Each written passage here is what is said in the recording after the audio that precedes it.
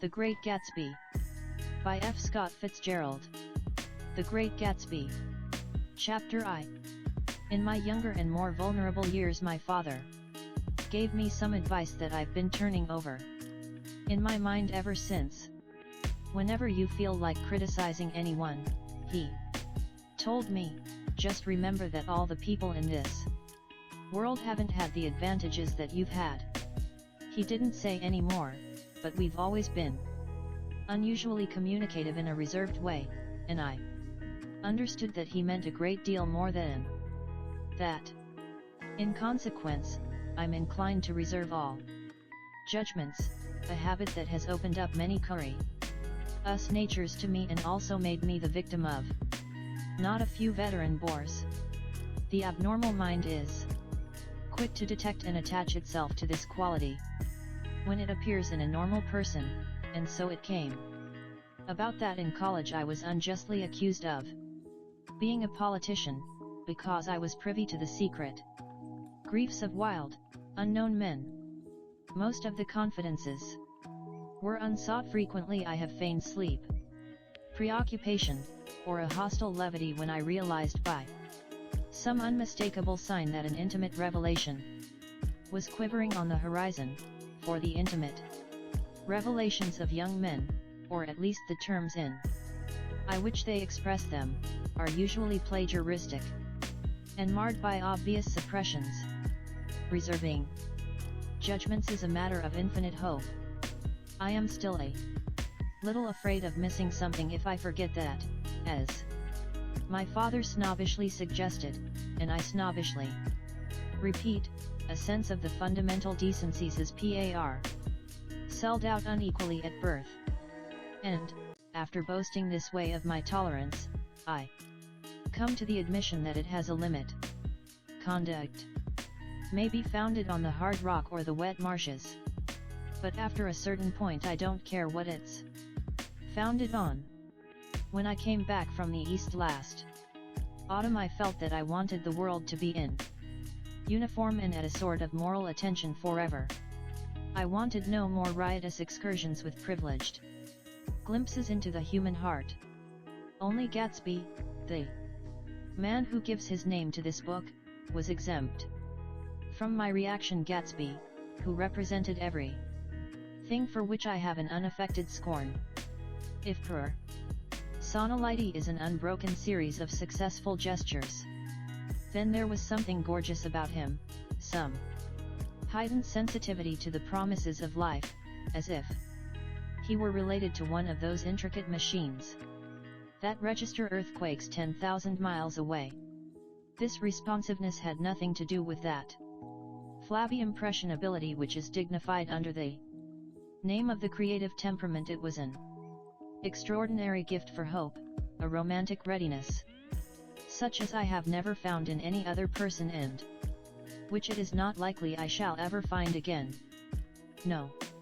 Gatsby turned out all right at the end.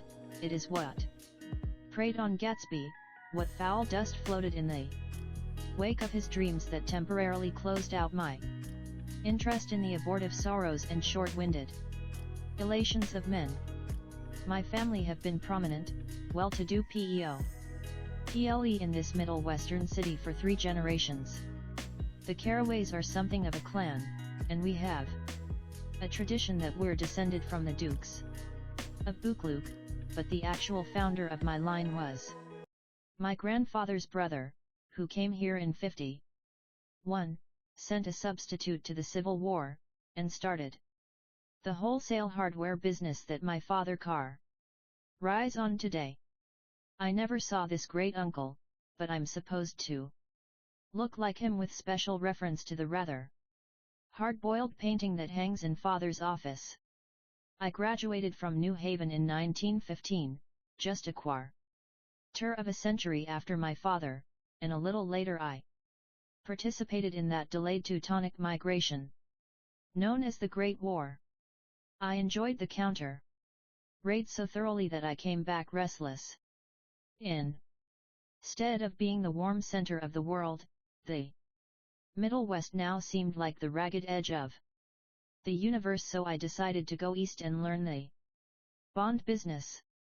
Everybody I knew was in the bond business, so I supposed it could support one more single man. All my aunts and uncles talked it over, as if they were choosing a prep school for me, and finally said, "Why yes," with very grave, hesitant faces. Father agreed to finance me for a year. And after various delays I came east, permanently. I thought, in the spring of 22. The practical thing was to find rooms in the city. But it was a warm season, and I had just left a country of wide lawns and friendly trees, so when a young man at the office suggested that we take a house together in a commuting town, it sounded like a great idea. He found the house, a weather-beaten cardboard bungalow at $80 a month, but at the last minute the firm ordered him to Washington, and I went out to the country alone. I had a dog, at least I had him for a few days until he ran away, and an old Dodge and a Finnish woman who made my bed and cooked breakfast in teared Finnish wisdom to herself over the electric stove. It was lonely for a day or so until one morning some man, more recently arrived than I, stopped me on the road. "How do you get to West Egg Village?" he asked helplessly. I told him. And as I walked on I was lonely no longer. I was a guide, a pathfinder, an original settler. He had casually conferred on me the freedom of the neighborhood. And so, with the sunshine and the great bursts of leaves growing on the trees, just as things grow in fast movies, I had that familiar conviction that life was beginning over again with the summer. There was so much to read, for one thing, and so much fine health to be pulled down out of the young, breath-giving air. I bought a dozen volumes on banking and credit and investment securities, and they stood on my shelf in red and gold like new money from the mint, promising to unfold the shin-ing secrets that only Midas and Morgan and me Cena's knew. And I had the high intention of reading many other books besides. I was rather literary in college. One year I wrote a series of very solemn and obvious editorials for the Yale News, and now I was going to bring back all such things into my life and become again that most limited of all specialists, the well-rounded man. This isn't just an epigram. Life is much more successfully looked at from a single window, after all. It was a matter of chance that I should have rented a house in one of the strangest communities in North America. It was on that slender riotous island which extends itself due east of New York, and where there are, among other natural curiosities, two unusual formations of land. 20 miles from the city, a pair of enormous eggs, identical in contour and separated only by a courtesy bay, jut out into the most domesticated body of salt water in the Western Hemisphere, the Great Wet Barnyard of Long Island Sound. They are not perfect ovals like the egg in the Columbus story, they are both crushed flat at the contact end, but their physical resemblance must be a source of perpetual wonder to the gulls that fly overhead. To the wing less, a more interesting phenomenon is their dissimilarity in every particular except shape and size. I lived at West Egg, the less fashion-able of the two, though this is a most superficial tag to express the bizarre and not a little sinister contrast between them. My house was at the very tip of the egg, only 50 yards from the Sound, and squeezed between two huge places that rented for 12 or 15,000 a season. The one on my right was a colossal affair by any standard. It was a factual imitation of some Hedel de Ville in Normandy, with a tower on one side, spanking new, under a thin beard of raw ivy, and a marble swimming pool, and more than 40 acres of lawn and garden. It was Gatsby's mansion. Or, rather, as I didn't know Mr. Gatsby, it was a mansion inhabited by a gentleman of that name. My own house was an eyesore, but it was a small eyesore, and it had been overlooked, so I had a view of the water, a partial view of my neighbor's lawn, and the consoling proximity of millionaires, all for $80 a month. Across the Courtesy Bay the white palaces of fashionable East Egg glittered along the water, and the history of the summer really begins on the evening I drove over there to have dinner with the Tom Buchanans. Daisy was my second cousin once removed, and I'd known Tom in college. And just after the war I spent 2 days with them in Chicago. Her husband, among various physical accomplishments, had been one of the most powerful ends that ever played football at New Haven, a national figure. You're in a way, one of those men who reach such an acute limited excellence at 21 that every thing afterward savors of anticlimax. His family were enormously wealthy. Even in college his freedom with money was a matter for reproach, but now he'd left Chicago and come east in a fashion that rather took your breath away. For instance, he'd brought down a string of polo ponies from Lake Forest. It was hard to realize that a man in my own generation was wealthy enough to do that. Why they came east I don't know. They had spent a year in France for no particular reason, and then drifted here and there unrestfully wherever people played polo and were rich together. This was a permanent move, said Daisy over the telephone, but I didn't believe it. I had no sight into Daisy's heart, but I felt that Tom would drift on, forever seeking, a little wistfully, for the dramatic turbulence of some irrecoverable football game. And so it happened that on a warm windy evening I drove over to East Egg to see 2 old friends, whom I scarcely knew at all. Their house was even more elaborate than I expected, a cheerful red and white Georgian colonial mansion, overlooking the bay. The lawn started at the beach and ran toward the front door for a quarter of a mile, jumping over sundials and brick walks and burning gardens.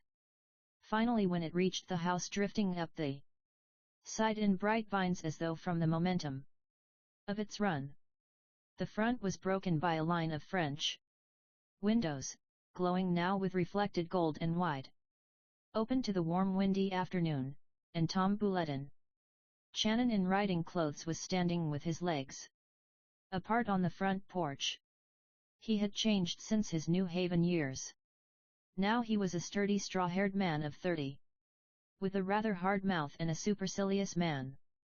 Nay, 2 shining arrogant eyes had established dominance over his face and gave him the appearance of always leaning aggressively forward.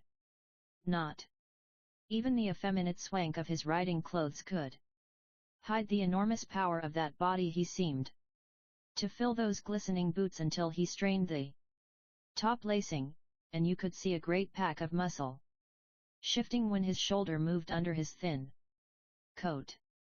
It was a body capable of enormous leverage. A cruel body. His speaking voice, a gruff husky tenor, added to the impression of fractiousness he conveyed. There was a touch of paternal contempt in it, even toward people he liked, and there were men at New Haven who had hated his guts. Now, don't think my opinion on these matters is final, he seemed to say, just because I'm stronger and more of a man than you are. We were in the same senior society, and while we were never intimate, I always had the impression that he approved of me and wanted me to like him, with some harsh, defiant wistfulness of his own. We talked for a few minutes on the sunny porch. "TVE got a nice place here," he said, his eyes flashing about restlessly. Turning me around by one arm, he moved a broad flat hand along the front vista, including in its sweep a sunken Italian garden, a half-acre of deep, pungent roses, and a snub-nosed motorboat that bumped the tide offshore.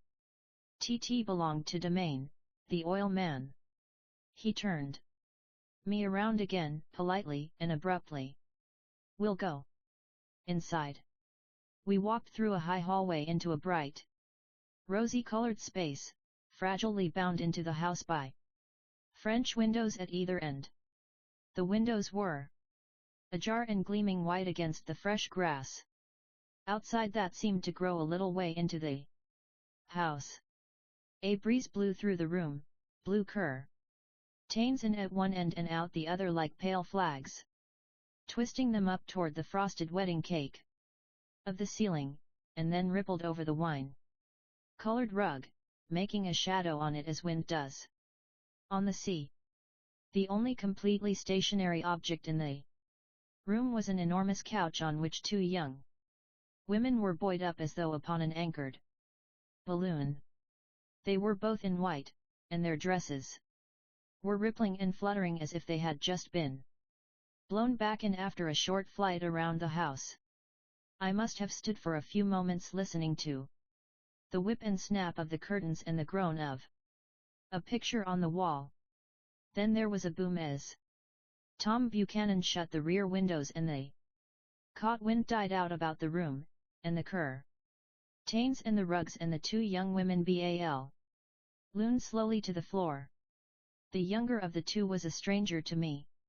She was extended full length at her end of the divan, completely motionless, and with her chin raised a little, as if she were balancing something on it which was quite likely to fall if she saw me. Out of the corner of her eyes she gave no hint of it.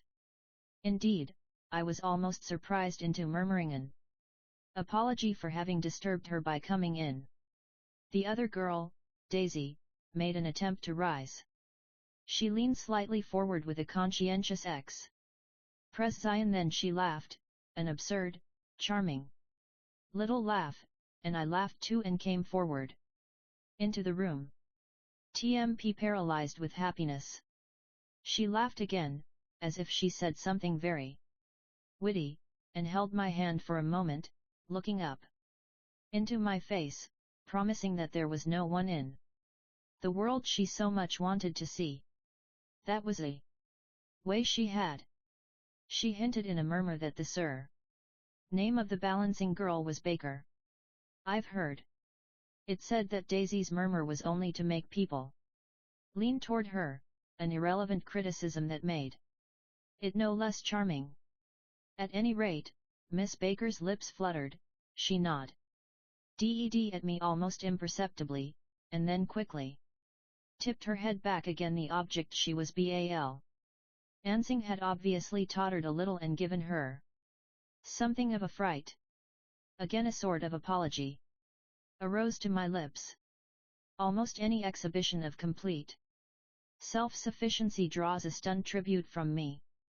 I looked back at my cousin, who began to ask me questions in her low, thrilling voice. It was the kind of voice that the ear follows up and down, as if each speech is an arrangement of notes that will never be played again. Her face was sad and lovely, with bright things in it, bright eyes and a bright, passionate mouth, but there was an excitement in her voice that men who had cared for her found difficult to forget, a singing compulsion, a whispered listen, a promise that she had done gay, exciting things just a while since and that there were gay, exciting things hovering in the next hour. I told her how I had stopped off in Chicago for a day on my way east, and how a dozen people had sent their love through me. Do they miss me? She cried ecstatically. The whole town is desolate. All the cars have the left rear wheel painted black as a mourning wreath, and there's a persistent wail all night along the North Shore. How gorgeous! Let's go back, Tom. To more. Row. Then she added irrelevantly, you ought to see the baby. TD like to. She's asleep. She's 3 years old. Haven't you ever seen her? Never. Well, you ought to see her. She's. Tom Buchanan, who had been hovering restlessly about the room, stopped and rested his hand on my shoulder. What you doing, Nick? TM a Bond man. Who with? I told him. Never heard of them, he remarked decisively. This annoyed me. You will, I answered shortly. You will if you stay in the East. Oh, Teal stay in TNE East, don't you worry, he said, glancing at Daisy and then back at me, as if he were alert for something more. I'd be a god damned fool to live anywhere else. At this point Miss Baker said, absolutely, with such suddenness that I started. It was the first word she had uttered since I came into the room. Evidently it surprised her as much as it did me, for she yawned and with a series of rapid, deft movements stood up into the room. TM stiff, she complained, I've been lying on that sofa for as long as I can remember. Don't look at me, Daisy retorted, I've been trying to get you to New York all afternoon. No, thanks, said Miss Baker to the four-cock tails just in from the pantry, I'm absolutely in training. Her host looked at her incredulously. You are? He took down his drink as if it were a drop in the bottom of a glass. How you ever get anything done is beyond me. I looked at Miss Baker, wondering what it was she got done. I enjoyed looking at her. She was a slender, small-breasted girl, with an erect carriage, which she accentuated by throwing her body backward at the shoulders like a young cadet.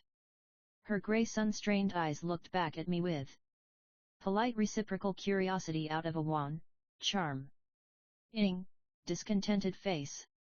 It occurred to me now that I had seen her, or a picture of her, somewhere before. You live in West Egg, she remarked contemptuously. I know somebody there. Don't know a single. You must know Gatsby. Gatsby? Demanded Daisy. What Gatsby? Before I could reply that he was my neighbor, dinner was announced, wedging his tense arm paradively under mine. Tom Buchanan compelled me from the room as though he were moving a checker to another square. Slenderly, languidly, their hands set lightly on their hips, the two young women preceded us out onto a rosy-colored porch, open toward the sunset, where 4 candles flickered on the table in the diminished wind. Why candles? Objected Daisy, frowning. She snapped them out with her fingers. In 2 weeks. It'll be the longest day in the year. She looked at us all radiantly. Do you always watch for the longest day of the year and then miss it? I'll always watch for the longest day in the year and then miss it. We ought to plan something, yawned Miss Baker, sitting down at the table as if she were getting into bed. All right, said Daisy. What'll we plan? She turned to me helplessly. What do people plan?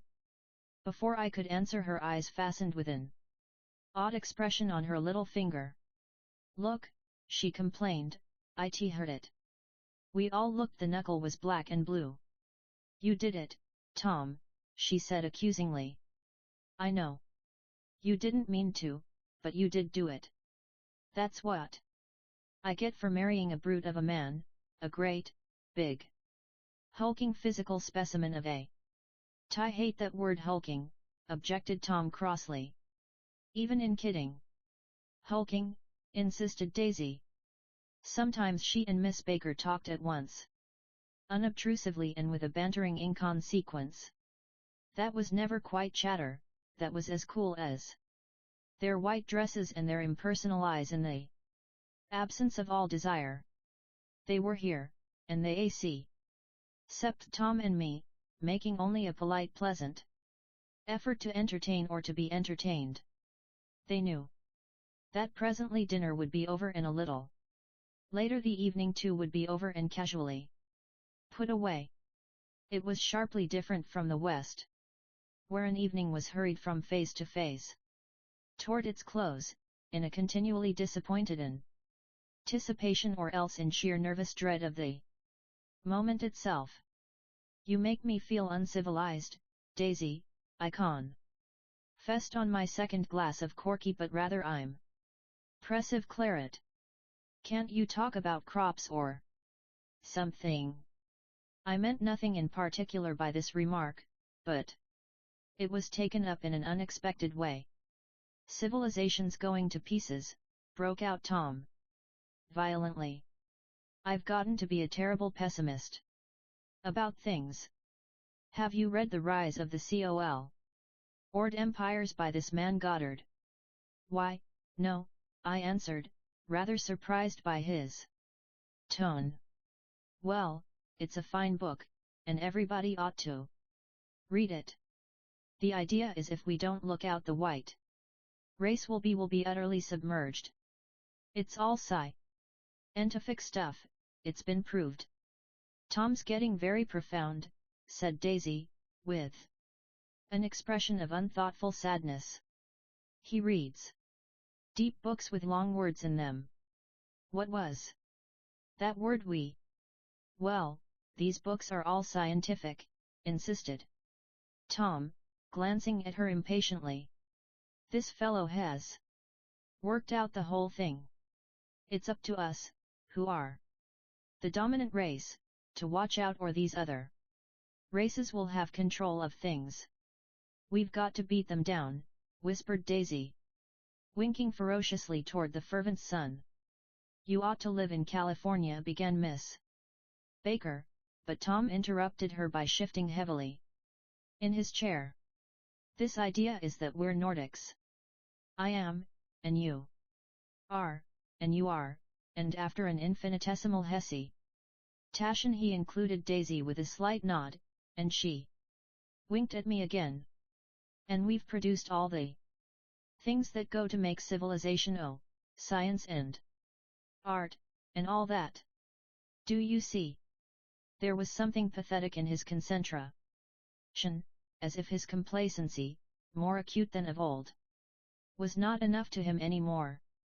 When, almost immediately, the telephone rang inside and the butler left the porch, Daisy seized upon the momentary interruption and leaned toward me. "T'll tell you a family secret," she whispered enthusiastically. "It's about the butler's nose. Do you want to hear about the butler's nose? That's why I came over tonight." Well, he wasn't always a butler, he used to be the silver polisher for some people in New York that had a silver service for 200 people. He had to polish it from morning till night, until finally it began to affect his nose. Things went from bad to worse, suggested Miss Baker. Yes. Things went from bad to worse, until finally he had to give up his position. For a moment the last sunshine fell with romantic affection upon her glowing face, her voice compelled me forward breathlessly as I listened, then the glow faded, each light deserting her with lingering regret. Like children leaving a pleasant street at dusk. The butler came back and murmured something close to Tom's ear, whereupon Tom frowned, pushed back his chair, and without a word went inside. As if his absence quickened something within her. Daisy leaned forward again, her voice glowing and singing. "Love to see you at my table, Nick. You remind me of a rose, an absolute rose. Doesn't he?" She turned to Miss Baker for confirmation. An absolute rose. This was untrue.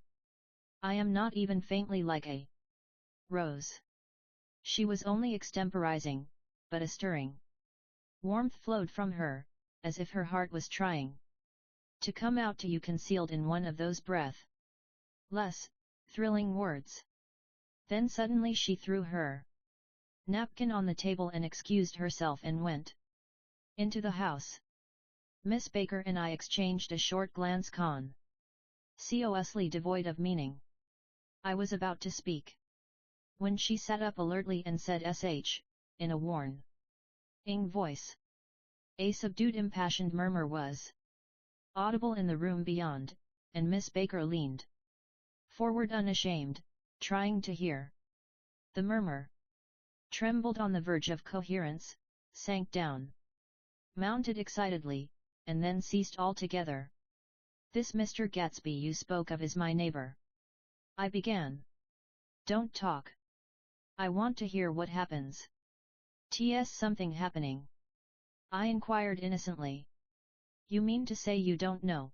said Miss Baker, honestly surprised. "I thought everybody knew." "T don't." "Why," she said hesitantly, "Tom's got some woman in New York." "Got some woman?" I repeated blankly. Miss Baker nodded. "She might have the decency not to telephone him at dinner time. Don't you think?" Almost before I had grasped her meaning, there was the flutter of a dress and the crunch of leather boots, and Tom and Daisy were back at the table. "TT couldn't be helped," cried Daisy with tense gaiety. She sat down, glanced searchingly at Miss Baker, and then at me, and continued, "I looked outdoors for a minute, and it's very romantic outdoors. There's a bird on the lawn that I think must be a nightingale come over on the Cunard or White Star line. He's singing away," her voice sang. "It's romantic, isn't it, Tom?" "Very romantic," he said, and then miserably to me, "If it's light enough after dinner, I want to take you down to the stables."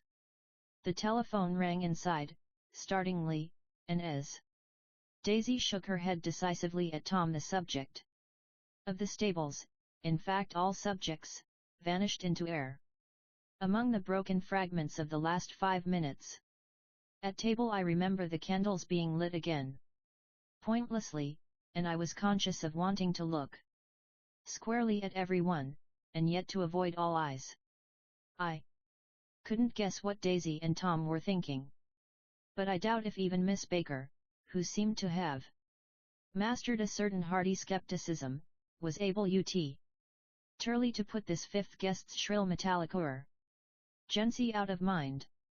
To a certain temperament the situation might have seemed intriguing. My own instinct was to telephone immediately for the police. The horses, needless to say, were not mentioned. Again, Tom and Miss Baker, with several feet of twilight between them, strolled back into the library, as if to a vigil beside a perfectly tangible body, while trying to look pleasantly interested and a little deaf. I followed Daisy around a chain of connecting verandas to the porch in front. In its deep gloom we sat down side by side on a wicker settee. Daisy took her face in her hands as if feeling its lovely shape, and her eyes moved gradually out into the velvet dusk. I saw that turbulent emotions possessed her, so I asked what I thought would be some sedative questions about her little girl. "We don't know each other very well, Nick," she said suddenly. "Even if we are cousins. You didn't come to my wedding. T wasn't back from the war." "That's true." She hesitated. "Well, I've had a very bad time, Nick, and I'm pretty cynical about everything." Evidently she had reason to be. I waited, but she didn't say any more, and after a moment I returned rather feebly to the subject of her daughter. Suppose she talks, and eats, and everything." "Oh, yes. She looked at me absently. Listen. Nick, let me tell you what I said when she was born. Would you like to hear? Very much. T'll show you how I've gotten to feel about things. Well, she was less than an hour old and Tom was God knows where. I woke up out of the ether with an utterly abandoned feeling, and asked the nurse right away if it was a boy or a girl. She told me it was a girl, and so I turned my head away and wept. All right, I said, I'm glad it's a girl. And I hope she'll be a fool. That's the best thing a girl can be in this world, a beautiful little fool. You see, I think everything's terrible anyhow. She went on in a convinced way. Everybody thinks so, the most advanced people. And I know. I've been everywhere and seen everything and done everything. Her eyes flashed around her in a defiant way, rather like Tom's, and she laughed with thrilling scorn. Sophisticated God, I'm sophisticated.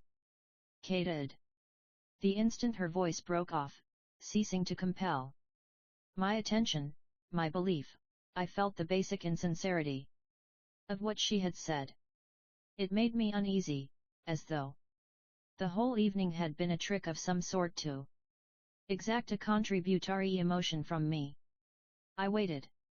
And sure enough, in a moment she looked at me with an absolute smirk on her lovely face, as if she had asserted her membership in a rather distinguished secret society to which she and Tom belonged. Inside, the crimson room bloomed with light. Tom and Miss Baker sat at either end of the long couch, and she read aloud to him from the Saturday Evening Post the words, murmurous and union flected, running together in a soothing tune.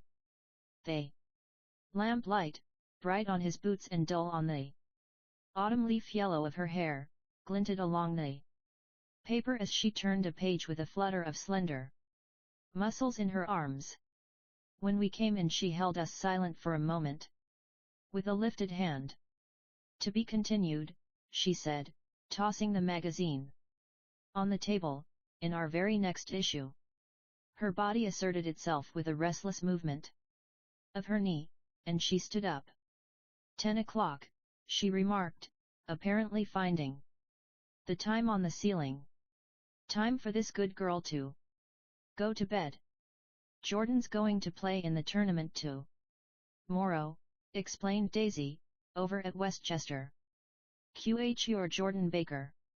I knew now why her face was familiar. Its pleasing contemptuous expression had looked out at me from many rotogravure pictures of the sporting life at Asheville and Hot Springs and Palm Beach. I had heard some story of her too, a critical, unpleasant story, but what it was I had forgotten long ago. Good night, she said softly. Wake me at 8, won't you? You'll get up. T will. Good night, Mr. Carraway.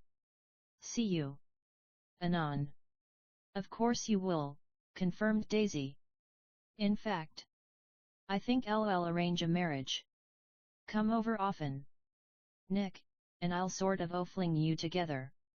You know, lock you up accidentally in linen closets and push you out to sea in a boat, and all that sort of thing. Good night, called Miss Baker from the stairs. Haven't heard a word. She's a nice girl, said Tom after a moment. They oughtn't to let her run around the country this way. Who oughtn't to? Inquired Daisy coldly. Her family. Her family is one aunt about 1,000 years old. Besides, Nick's going to look after her, aren't you, Nick? She's going to spend lots of weekends out here this summer. I think the home influence will be very good for her. Daisy and Tom looked at each other for a moment in silence. T.S. she from New York? I asked quickly. From Louisville. Our white girlhood was past. Together there. Our beautiful white. Did you give Nick a little heart-to-heart talk? On the veranda, demanded Tom suddenly. Did I? She looked at me. I can't seem to remember, but I think we talked about the Nordic race. Yes, I'm sure we did. It sort of crept up on us, and first thing you know. Don't believe everything you hear, Nick, he advised me. I said lightly that I had heard nothing at all, and a few minutes later I got up to go home. They came to the door with me and stood side by side in a cheerful square of light. As I started my motor, Daisy peremptorily called, "Wait. T forgot to ask you something, and it's important. We heard you were engaged to a girl out west." That's right, corroborated Tom kindly. We heard that you were engaged. It's a libel. I'm too poor. But we heard it, insisted Daisy, surprising me by opening up again in a flower-like way. We heard it from 3 people, so it must be true. Of course I knew what they were referring to. But I wasn't even vaguely engaged. The fact that gossip had published the Benz was one of the REA sons I had come east. You can't stop going with an old friend on account of rumors, and on the other hand I had no intention of being rumored into marriage. Their interest rather touched me and made them less remotely rich. Nevertheless, I was confused and a little disgusted as I drove away. It seemed to me that the thing for Daisy to do was to rush out of the house, child in arms, but apparently there were no such intentions in her head. As for Tom, the fact that he had some woman in New York was really less surprising than that he had been depressed by a book. Something was making him nibble at the edge of stale ideas, as if his sturdy physical egotism no longer nourished his peremptory heart. Already it was deep summer on roadhouse roofs, and in front of wayside garages, where new red gas pumps sat out in pools of light, and when I reached my estate at West Egg I ran the car under its shed, and sat for a while on an abandoned grass roller in the yard. The wind had blown off, leaving a loud, bright night, with wings beating in the trees and a persistent organ sound as the full bellows of the earth blew the frogs full of life. The silhouette of a moving cat wavered across the moonlight, and turning my head to watch it, I saw that I was not alone. 50 feet away a figure had emerged from the shadow of my neighbor's mansion and was standing with his hands in his pockets regarding the silver pepper of the stars. Something in his leisurely movements and the secure position of his feet upon the lawn suggested that it was Mr. Gatsby himself, come out to determine what share was his of our local heavens. I decided to call to him. Miss Baker had mentioned him at dinner, and that would do for an introduction. But I didn't call to him, for he gave a sudden intimation that he was content to be alone. He stretched out his arms toward the dark water in a curious way, and, far as I was from him, I could have sworn he was trembling. Involuntarily I glanced seaward and distinguished nothing except a single green light, minute and far away, that might have been the end of a dock. When I looked once more for Gatsby he had vanished, and I was alone again in the unquiet darkness. Chapter 2. Axu halfway between West Egg and New York. The motor road hastily joins the railroad and runs beside it for a quarter of a mile, so as to shrink away from a certain desolate area of land. This is a valley of ashes, a fantastic farm where ashes grow like wheat into ridges and hills and grotesque gardens, where ashes take the forms of houses and chimneys and rising smoke and, finally, with the transcendent effort of ash-grey men, who move dimly and already crumbling through the powdery air.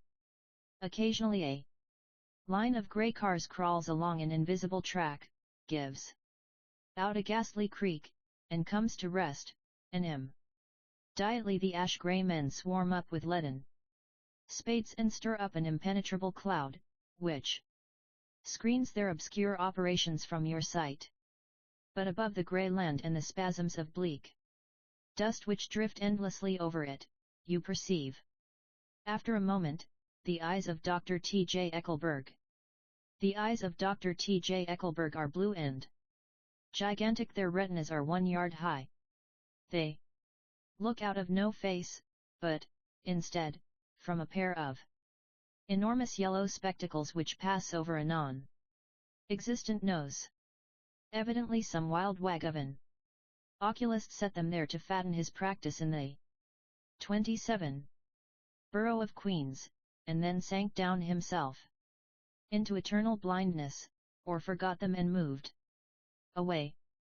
But his eyes, dimmed a little by many paint-less days under sun and rain, brood on over the solemn dumping ground.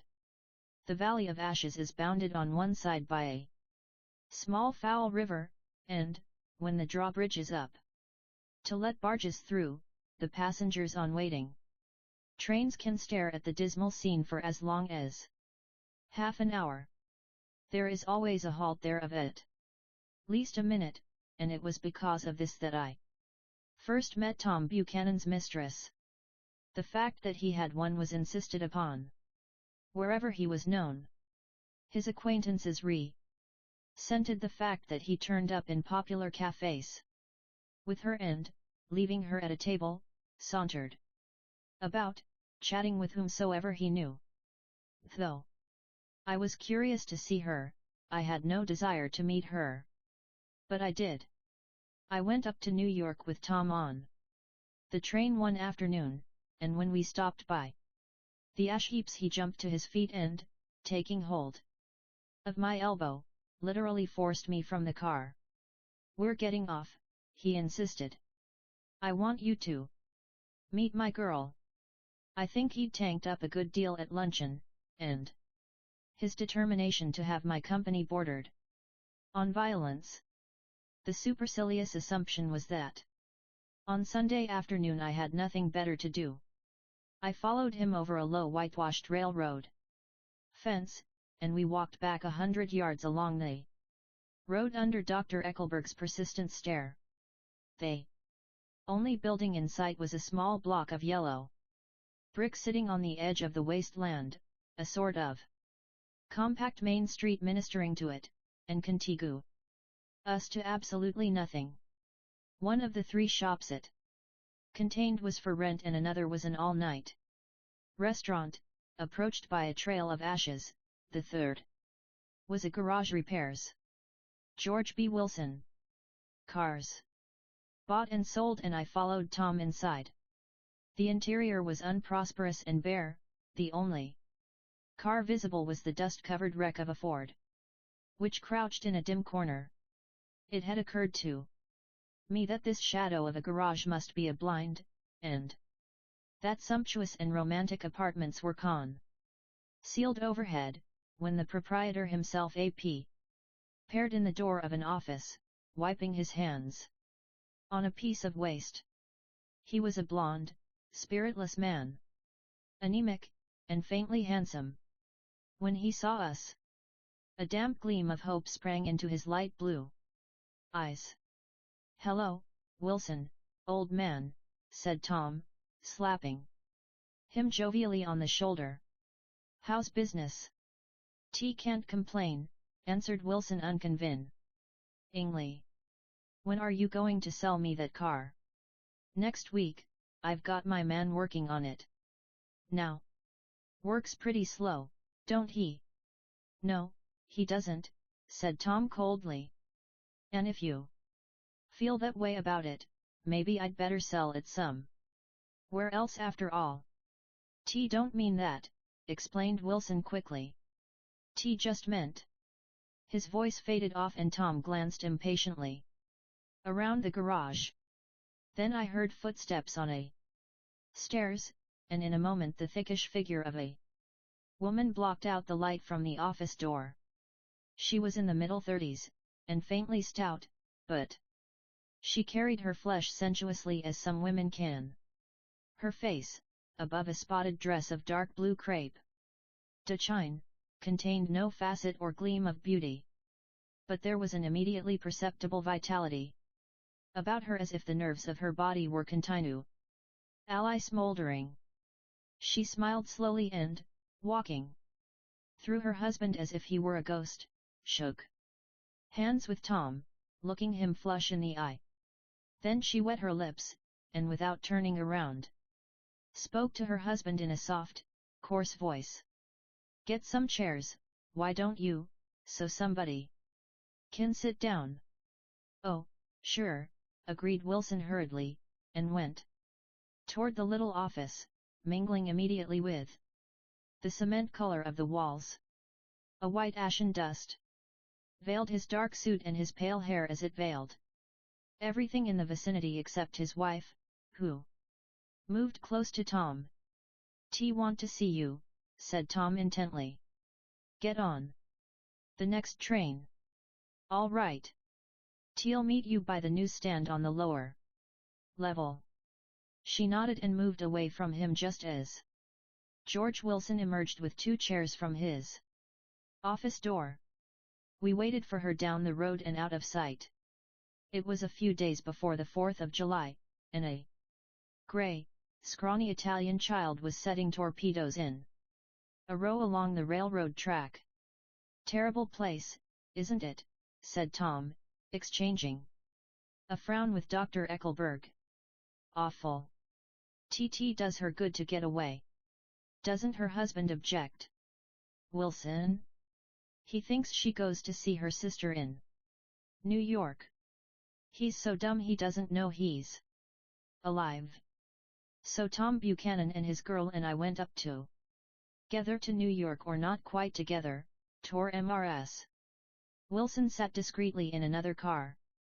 Tom deferred that much to the sensibilities of those East Eggers who might be on the train.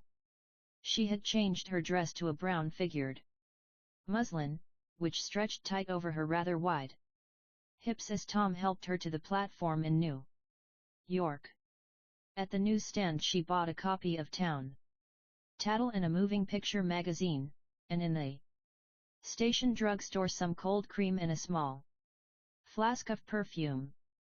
Upstairs, in the solemn echoing drive, she let 4 taxi cabs drive away before she selected a new one, lavender-colored with grey upholstery, and in this we slid out from the mass of the station into the glowing sunshine. "But Immediately she turned sharply from the window and, leaning forward, tapped on the front glass. "T want to get one of those dogs," she said earnestly. "I want to get one for the apartment. They're nice to have a dog." We backed up to a grey old man who bore an absurd resemblance to John D. Rockefeller. In a basket swung from his neck cowered a dozen very recent puppies of an indeterminate breed. "What kind are they?" asked Mrs. Wilson eagerly, as he came to the taxi window. "All kinds." "What kind do you want, lady?" *1D like to get one of those police dogs. I don't suppose you got that kind. The man peered doubtfully into the basket, plunged in his hand and drew one up, wriggling by the back of the neck. "That's no police dog," said Tom.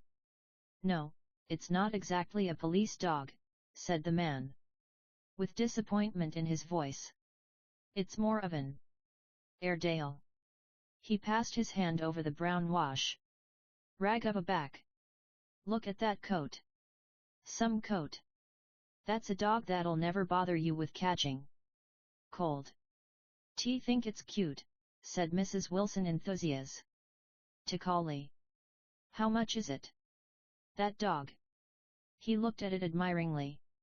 "That dog will cost you $10. The Airedale, undoubtedly there was an Airedale concerned in it somewhere, though its feet were Startlingly white changed hands and settled down into Mrs. Wilson's lap, where she fondled the weather-proof coat with rapture. "T.S. it a boy or a girl?" she asked delicately. "That dog? That dog's a boy."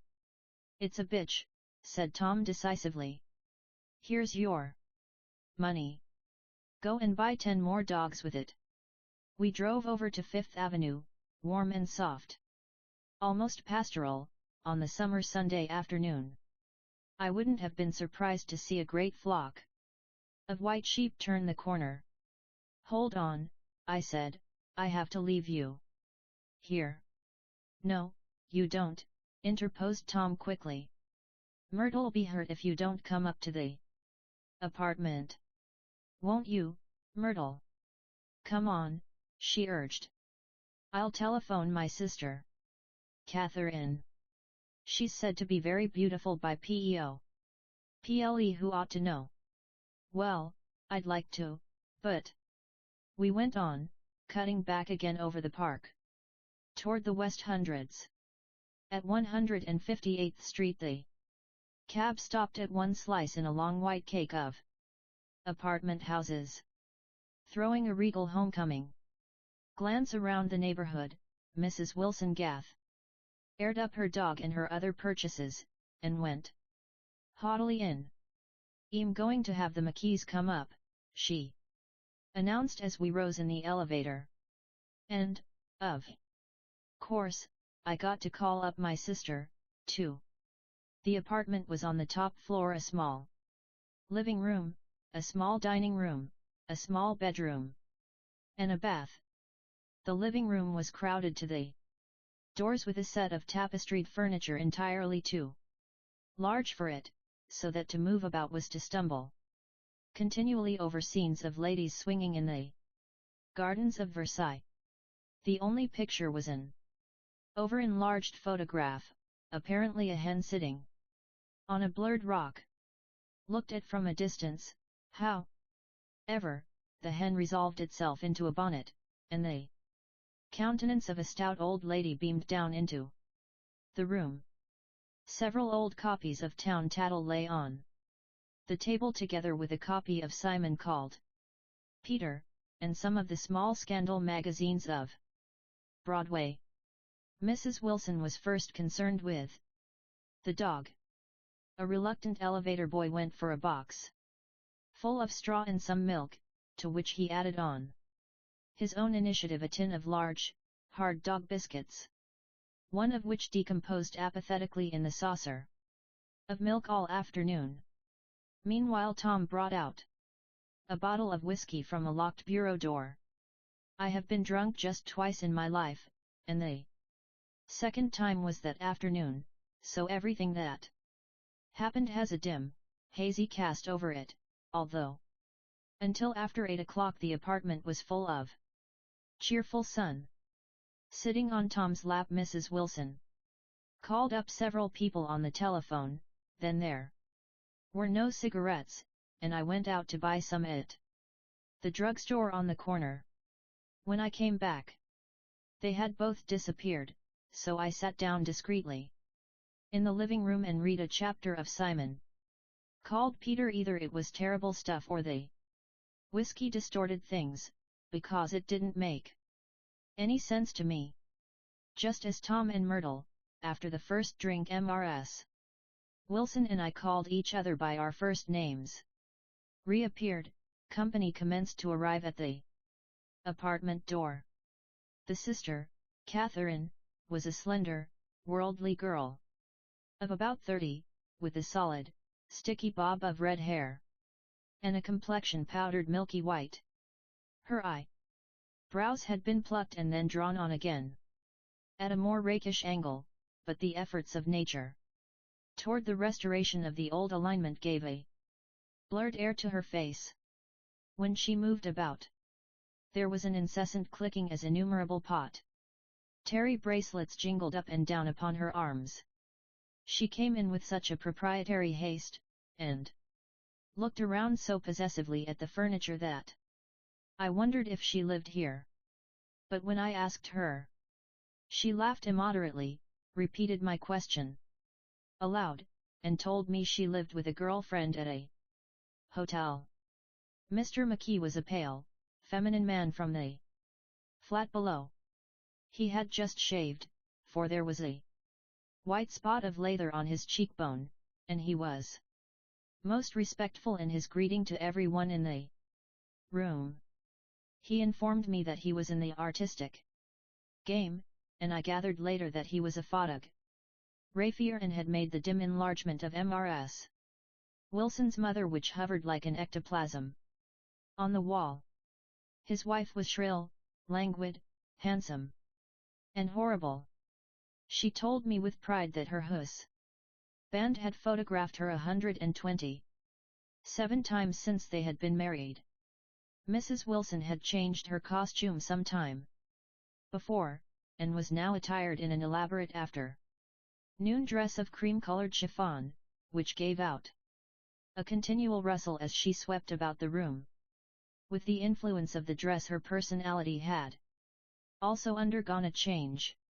The intense vitality that had been so remarkable in the garage was converted into impressive hauteur. Her laughter, her gestures, her assertions became more violently affected moment by moment, and as she expanded the room grew smaller around her, until she seemed to be revolving on a noisy, creaking pivot through the smoky air. "My dear," she told her sister in a high, mincing shout, "most of these fellas will cheat you every time. All they think of is money. I had a woman up here last week to look at my feet, and when she gave me the bill you'd have thought she had my appendicitis out." "What was the name of the woman?" asked Mrs. McKee. "Mrs. Eberhardt. She goes around looking at people's feet in their own homes." "Like your dress," remarked Mrs. McKee. "I think it's adorable." Mrs. Wilson rejected the compliment by raising her eyebrow in disdain. "T's just a crazy old thing," she said. "I just slip it on sometimes when I don't care what I look like. But it looks wonderful on you, if you know what I mean," pursued Mrs. McKee. "If Chester could only get you in that pose, I think he could make something of it." We all looked in silence at Mrs. Wilson, who removed a strand of hair from over her eyes and looked back at us with a brilliant smile. Mr. McKee regarded her intently with his head on one side, and then moved his hand back and forth slowly in front of his face. "T should change the light," he said after a moment. "I'd like to bring out the modeling of the features. And I'd try to get hold of all the back hair." "T wouldn't think of changing the light," cried Mrs. McKee. "I think it's her husband," said S number, / and we all looked at the subject again, whereupon Tom Buchanan yawned audibly and got to his feet. "The McKees have something to drink," he said. "Get some more ice and mineral water, Myrtle, before everybody goes to sleep." T told that boy about the ice. Myrtle raised her eyebrows in despair at the shiftlessness of the lower orders. "These people, you have to keep after them all the time." She looked at me and laughed pointlessly. Then she flounced over to the dog, kissed it with ecstasy, and swept into the kitchen, implying that a dozen chefs awaited her orders there. "TVE done some nice things out on Long Island," asserted Mr. McKee. Tom looked at him blankly. "2 of them we have framed downstairs." "2 what?" demanded Tom. "2 studies. One of them I call Montauk. Point the gulls, and the other I call Montauk. Point the sea." The Sister Catherine sat down beside me on the couch. "Do you live down on Long Island, too?" she inquired. "T live at West Egg." "Really? I was down there at a party about a month ago." At a man named Gatsby's. Do you know him? T live next door to him. Well, they say he's a nephew or a cousin of Kaiser Wilhelm's. That's where all his money comes from. Really? She nodded. VM scared of him. I'd hate to have him get anything on me. This absorbing information about my neighbor was interrupted by Mrs. McKee's pointing suddenly at Catherine. Chester, I think you could do something with her, she broke out, but Mr. McKee only nodded in a bored way, and turned his attention to Tom. T'd like to do more work on Long Island, if I could get the entry. All I ask is that they should give me a start. Ask Myrtle, said Tom, breaking into a short shout of laughter as Mrs. Wilson entered with a tray. She'll give you a letter of introduction, won't you, Myrtle? Do what? She asked, startled. You'll give McKee a letter of introduction to your husband, so he can do some studies of him. His lips moved silently for a moment as he invented George B. Wilson at the gasoline pump, or something like that. Catherine leaned close to me and whispered in my ear. Neither of them can stand the person they're married to. Can't they? Can't stand them. She looked at Myrtle and then at Tom. What I say is, why go on living with them if they can't stand them? If I was them, I'd get a divorce and get married to each other right away. Doesn't she like Wilson either? The answer to this was unexpected. It came from Myrtle, who had overheard the question, and it was violent and obscene. You see, cried Catherine triumphantly.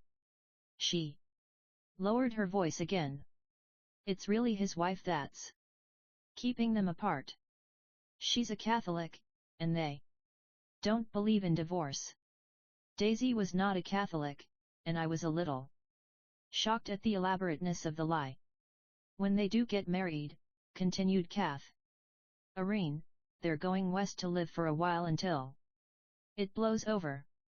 It'd be more discreet to go to Europe. Oh, do you like Europe? She exclaimed surprisingly. I just got back from Monte Carlo.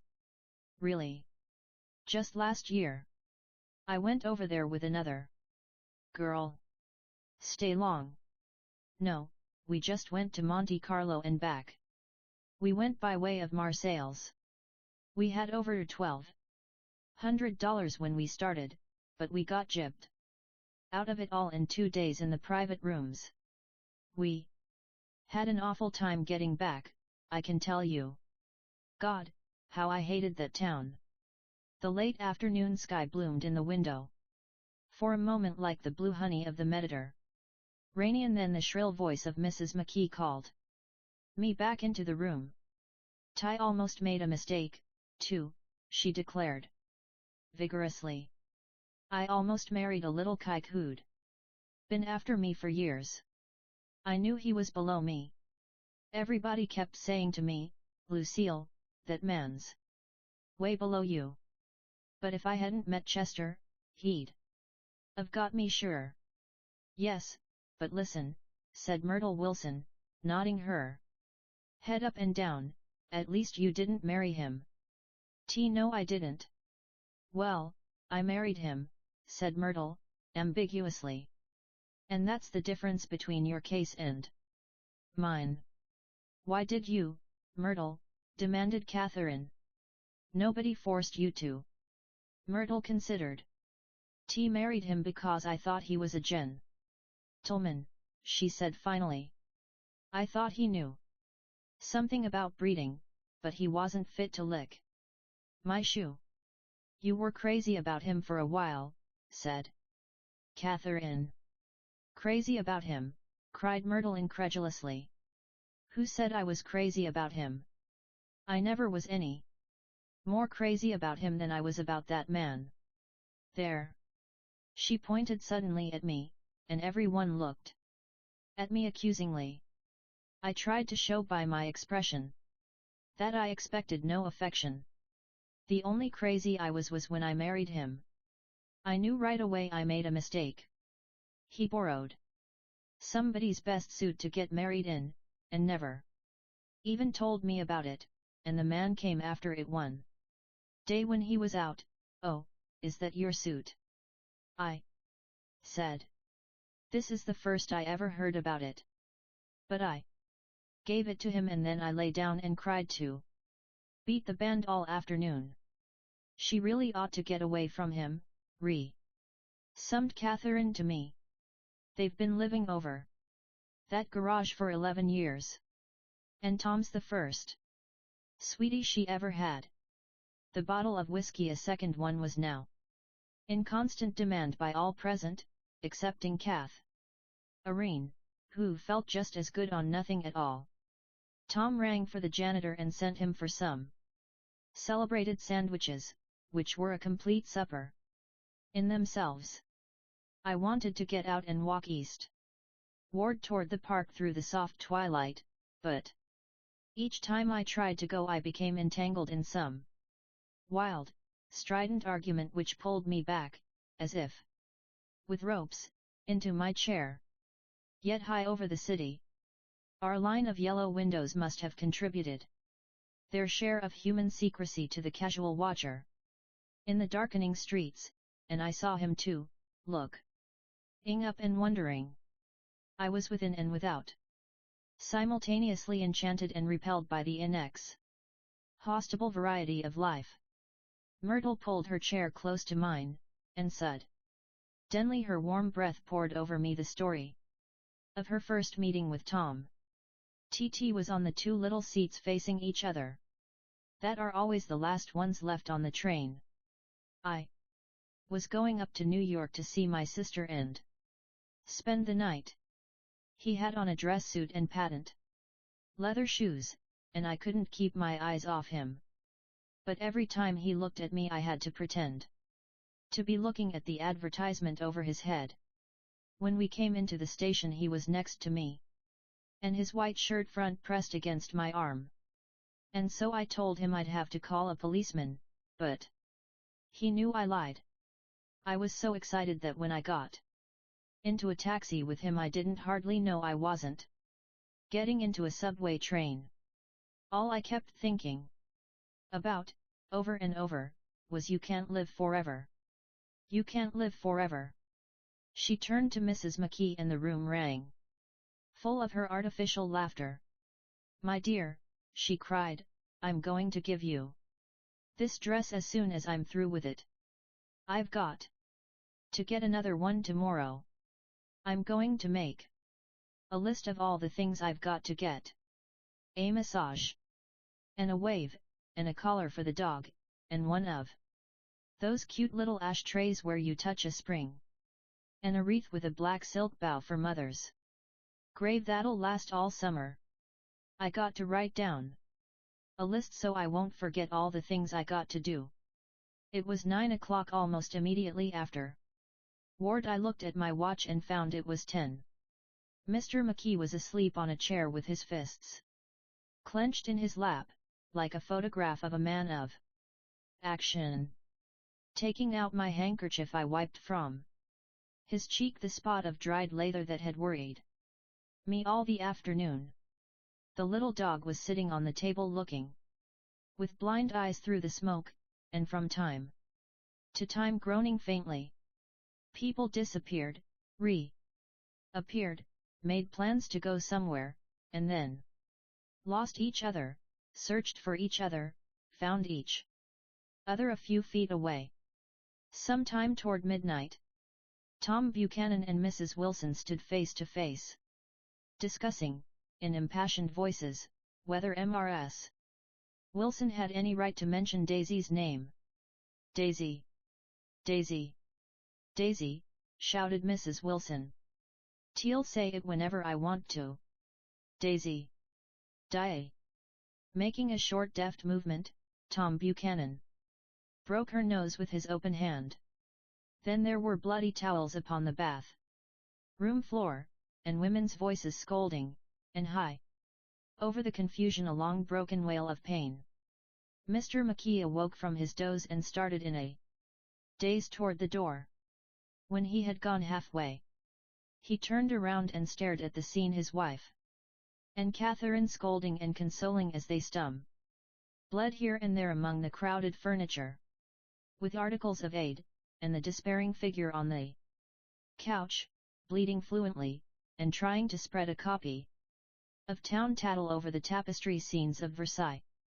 Then Mr. McKee turned and continued on out the door. Taking my hat from the chandelier, I followed. "Come to lunch someday," he suggested, as we groaned down in the elevator. "Where?" "Anywhere.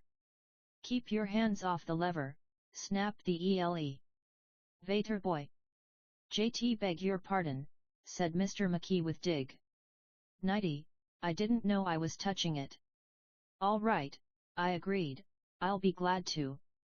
Was standing beside his bed and he was sitting up between the sheets, clad in his underwear, with a great portfolio in his hands. Beauty and the Beast. Loneliness. Old Grocery Horse. Brook and Bridge. Then I was lying half asleep in the cold lower level of the Pennsylvania station, staring at the Morning Tribune, and waiting for the 4 o'clock train. Chapter 3. There was music from my neighbor's house through the summer nights. In his blue gardens men and girls came and went like moths among the whisperings and the champagne and the stars. At high tide in the afternoon I watched his guests diving from the tower of his raft, or taking the sun on the hot sand of his beach while his 2 motorboats slit the waters of the Sound, drawing aquaplanes over cataracts of foam. On weekends his Rolls-Royce became an omnibus, bearing parties to and from the city between 9 in the morning and long past midnight, while his station wagon scampered like a brisk yellow bug to meet all trains. And on Monday days 8 servants, including an extra gardener, toiled all day with mops and scrubbing brushes and hammers and garden shears, repairing the ravages of the night before. Every Friday 5 crates of oranges and lemons arrived from a fruiter in New York. Every Monday day these same oranges and lemons left his back door in a pyramid of pulpless halves. There was a machine in the kitchen which could extract the juice of 200 oranges in half an hour if a little button was pressed 200 times by a butler's thumb. 47. At least once a fortnight a corps of caterers came down with several hundred feet of canvas and enough colored lights to make a Christmas tree of Gatsby's enormous garden. On buffet tables, garnished with glistening hors d'oeuvre, spiced baked hams crowded against salads of harlequin designs, and pastry pigs and turkeys bewitched to a dark gold. In the main hall a bar with a real brass rail was set up, and stocked with gins and liquors and with cordials so long forgotten that most of his female guests were too young to know one from another. By 7 o'clock the orchestra has arrived, no thin 5-piece affair, but a whole pitful of oboes and trombones and saxophones and viols and cornets and piccolos, and low and high drums. The last swimmers have come in from the beach now and are dressing upstairs. The cars from New York are parked 5 deep in the drive, and already the halls and salons and verandas are gaudy with primary colors, and hair bobbed in strange new ways, and shawls beyond the dreams of Castile. The bar is in full swing, and floating rounds of cocktails permeate the garden outside, until the air is alive with chatter and laughter, and casual innuendo and introductions forgotten on the spot, and enthusiastic meetings between women who never knew each other's names. The lights grow brighter as the earth lurches away from the sun, and now the orchestra is playing yellow cocktail music, and the opera of voices. Pitch is a key higher. Laughter is easier minute by minute, spilled with prodigality, tipped out at a cheerful word. The groups change more swiftly. Swell with new arrivals, dissolve and form in the same breath. Already there are wanderers, confident girls who weave here and there among the stouter and more stable, become for a sharp, joyous mo. Meant the center of a group, and then, excited with triumph, glide on through the sea change of faces and voices and color under the constantly changing light. Suddenly one of these gypsies, in trembling opal, seizes a cocktail out of the air, dumps it down for courage and, moving her hands like Frisco, dances out alone on the canvas platform. A momentary hush, the orchestra leader varies his rhythm obligingly for her, and there is a burst of chatter as the erroneous news goes around that she is Gilda Gray's understudy from the Follies. The party has begun. I believe that on the first night I went to Gatsby's house I was one of the few guests who had actually been invited. People were not invited. They went there. They got into automobiles which bore them out to Long Island, and somehow they ended up at Gatsby's door. Once there they were introduced by somebody who knew Gatsby, and after that they conducted themselves according to the rules of behavior associated with an amusement park. Sometimes they came and went without having met Gatsby at all, came for the party with a simplicity of heart that was its own ticket of admission. I had been actually invited. A chauffeur in a uniform of robin's egg blue crossed my lawn early that Saturday morning with a surprisingly formal note from his employer. The honor would be entirely Gatsby's, it said, if I would attend his little party that night. He had seen me several times, and had intended to call on me long before, but a peculiar combination of circumstances had prevented it. Signed Jay Gatsby, in a majestic hand. Dressed up in white flannels I went over to his lawn a little after 7, and wandered around, rather ill at ease among swirls and eddies of people. I didn't know though here and there was a face I had noticed on the commuting train. I was immediately struck by the number of young English men dotted about, all well dressed, all looking a little hungry, and all talking in low, earnest voices to solid and prosperous Americans. I was sure that they were selling something, bonds or insurance or automobiles. They were at least agonizingly aware of the easy money in the vicinity and convinced that it was theirs for a few words in the right key. As soon as I arrived I made an attempt to find my host, but the 2 or 3 people of whom I asked his whereabouts stared at me in such an amazed way, and denied so vehemently any knoll edge of his movements, that I slunk off in the direction of the cocktail table, the only place in the garden where a single man could linger without looking purposeless and alone. I was on my way to get roaring drunk from sheer embarrassment when Jordan Baker came out of the house and stood at the head of the marble steps, leaning a little backward and looking with contempt *twas interest down into the garden. Welcome or not, I found it necessary to attach myself to someone before I should begin to address cordial remarks to the passers-by. Hello! I roared, advancing toward her. My voice seemed unnaturally loud across the garden. T thought you might be here, she responded absently as I came up. I remembered you lived next door too. She held my hand impersonally, as a promise that she'd take care of me in a minute, and gave ear to 2 girls in twin yellow dresses, who stopped at the foot of the steps. Hello, they cried together. Sorry you didn't win. That was for the golf tournament. She had lost in the finals the week before. You don't know who we are, said one of the girls in yellow, but we met you here about a month ago. You've dyed your hair since then, remarked Jordan, and I started, but the girls had moved casually on, and her remark was addressed to the mature moon, produced like the supper, no doubt, out of a caterer's basket. With Jordan's slender golden arm resting in mine, we descended the steps and sauntered about the garden.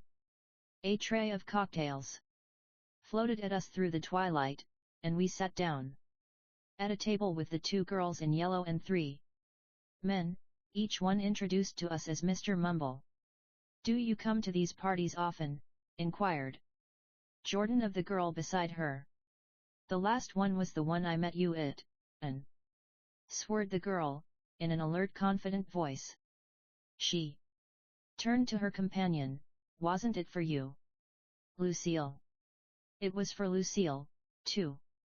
T like to come, Lucille said. I never care what I do, so I always have a good time. When I was here last, I tore my gown on a chair, and he asked me my name and address. Inside of a week I got a package from Carraway with a new evening gown in it. Did you keep it? Asked Jordan. Sure I did. I was going to wear it tonight, but it was too big in the bust and had to be altered. It was gas blue with lavender beads. $265. There's something funny about a fellow that'll do a thing like that, said the other girl eagerly. He doesn't want any trouble with anybody. Who doesn't? I inquired. Gatsby. Somebody told me. The two girls and Jordan leaned together confidentially. Somebody told me they thought he killed a man once. A thrill passed over all of us. The three Mr. Mumbles bent forward and listened eagerly. Don't think it's so much that, argued Lucille skeptically, it's more that he was a German spy during the war. One of the men nodded in confirmation. Ty heard that from a man who knew all about him, grew up with him in Germany, he assured us positively. Oh, no, said the first girl, it couldn't be that. Because he was in the American Army during the war. As our credulity switched back to her, she leaned forward with enthusiasm. You look at him. Sometimes when he thinks nobody's looking at him.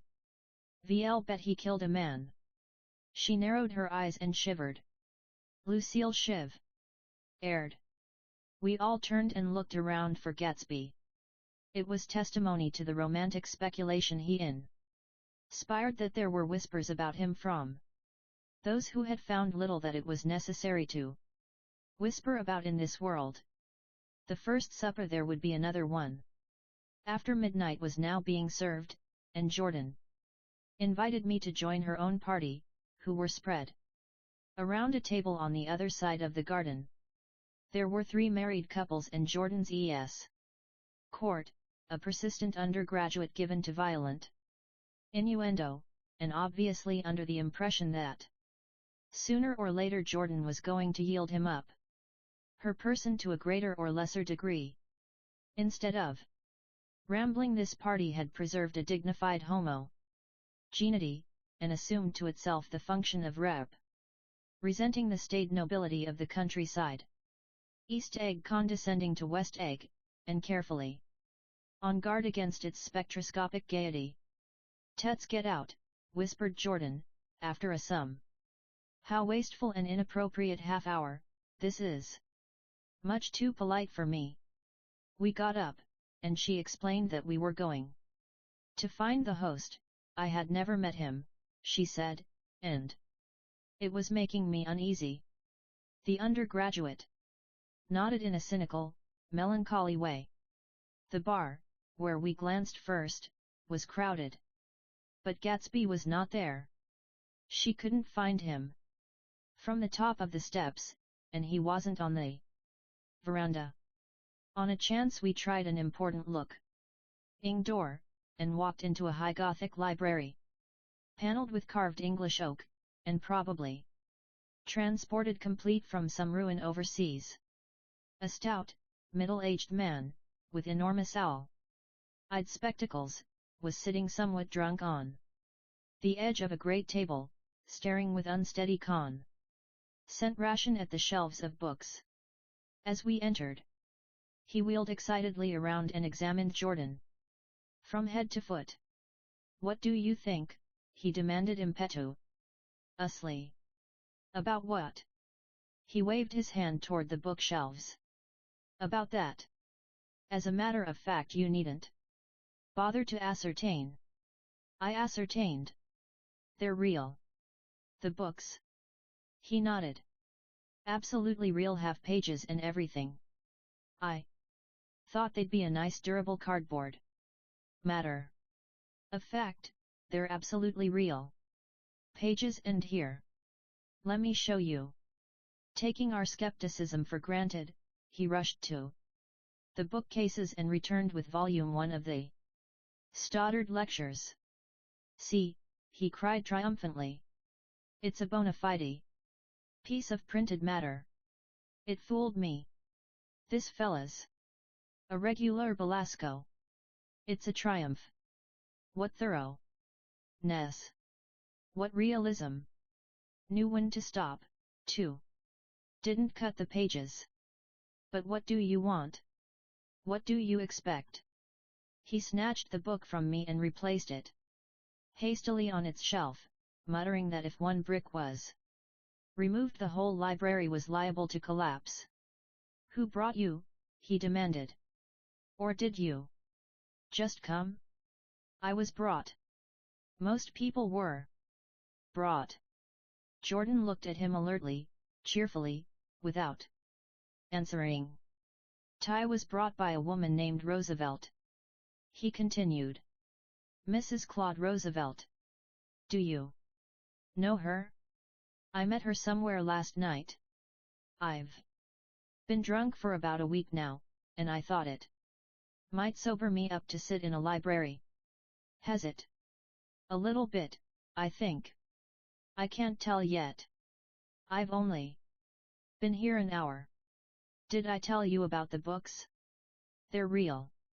They're." "You told us." We shook hands with him gravely and went back outdoors. There was dancing now on the canvas in the garden, old men pushing young girls backward in eternal graceless circles, superior couples holding each other tortuously, fashionably, and keeping in the corners, and a great number of single girls dancing individualistically or relieving the orchestra for a moment of the burden of the banjo or the traps. By midnight the hilarity had increased. A seal brat tenor had sung in Italian, and a notorious contralto had sung in jazz, and between the number bears people were doing stunts all over the garden, while happy, vacuous bursts of laughter rose toward the summer sky. A pair of stage twins, who turned out to be the girls in yellow, did a baby act in costume, and champagne was served in glasses bigger than finger bowls. The moon had risen higher, and floating in the sound was a triangle of silver scales. Trembling a little to the stiff, tinny drip of the banjos on the lawn, I was still with Jordan Baker. We were sitting at a table with a man of about my age and a rowdy little girl, who gave way upon the slightest provocation to uncontrollable laughter. I was enjoying myself now. I had taken 2 finger bowls of champagne, and the scene had changed before my eyes into something significant, elemental, and profound. At a lull in the entertainment, the man looked at me and smiled. "Your face is familiar," he said, politely. "Weren't you in the 1st Division during the war?" "Why, yes. I was in the 28th Infantry. Jay was in the 16th until June 1918. I knew I'd seen you somewhere before. We talked for a moment about some wet, grey little villages in France. Evidently he lived in this vicinity, for he told me that he had just bought a hydroplane, and was going to try it out in the morning. Want to go with me, old sport? Just near the shore along the Sound. What time? Any time that suits you best. It was on the tip of my tongue to ask his name, when Jordan looked around and smiled. Having a gay time now? She inquired. Much better. I turned again to my new AC acquaintance. This is an unusual party for me. I haven't even seen the host. I live over there. I waved my hand at the invisible hedge in the distance, and this man Gatsby sent over his chaff fur with an invitation. For a moment he looked at me as if he failed to understand. "T.M. Gatsby," he said suddenly. "What?" I exclaimed. "Oh, I beg your pardon. T thought you knew, old sport.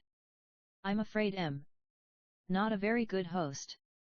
He smiled understandingly, much more than understandingly. It was one of those rare smiles with a quality of eternal reassurance in it, that you may come across 4 or 5 times in life. It faced or seemed to face the whole eternal world for an instant, and then concentrated on you with an irresistible prejudice in your favor. It understood you just so far as you wanted to be understood, believed in you as you would like to believe in yourself, and assured you that it had precisely the impression of you that, at your best, you hoped to convey. Precisely. At that point it vanished, and I was looking at an elegant young roughneck, a year or 2 over 30, whose elaborate formality of speech just missed being absurd. Some time before he introduced himself I'd got a strong impression that he was picking his words with care. Almost at the moment when Mr. Gatsby identified himself, a butler hurried toward him with the information that Chicago was calling him on the wire. He excused himself with a small bow that included each of us in turn. "If you want anything, just ask for it, old sport," he urged me. "Excuse me. I will rejoin you later." When he was gone I turned immediately to Jordan, constrained to assure her of my surprise. I had expected that Mr. Gatsby would be a florid and corpulent person in his middle years. "Who is he?" I demanded. "Do you know? He's just a man named Gatsby." "Where is he from, I mean? And what does he do?" Now Yori started on the subject, she answered with a wan smile. "Well, he told me once. He was an Oxford man." A dim background started to take shape behind him, but at her next remark it faded away. "However, I don't believe it." "Why not?" "T don't know," she insisted, "I just don't think he went there." Something in her tone reminded me of the other girls. "I think he killed a man, and had the effect of stimulating my curiosity."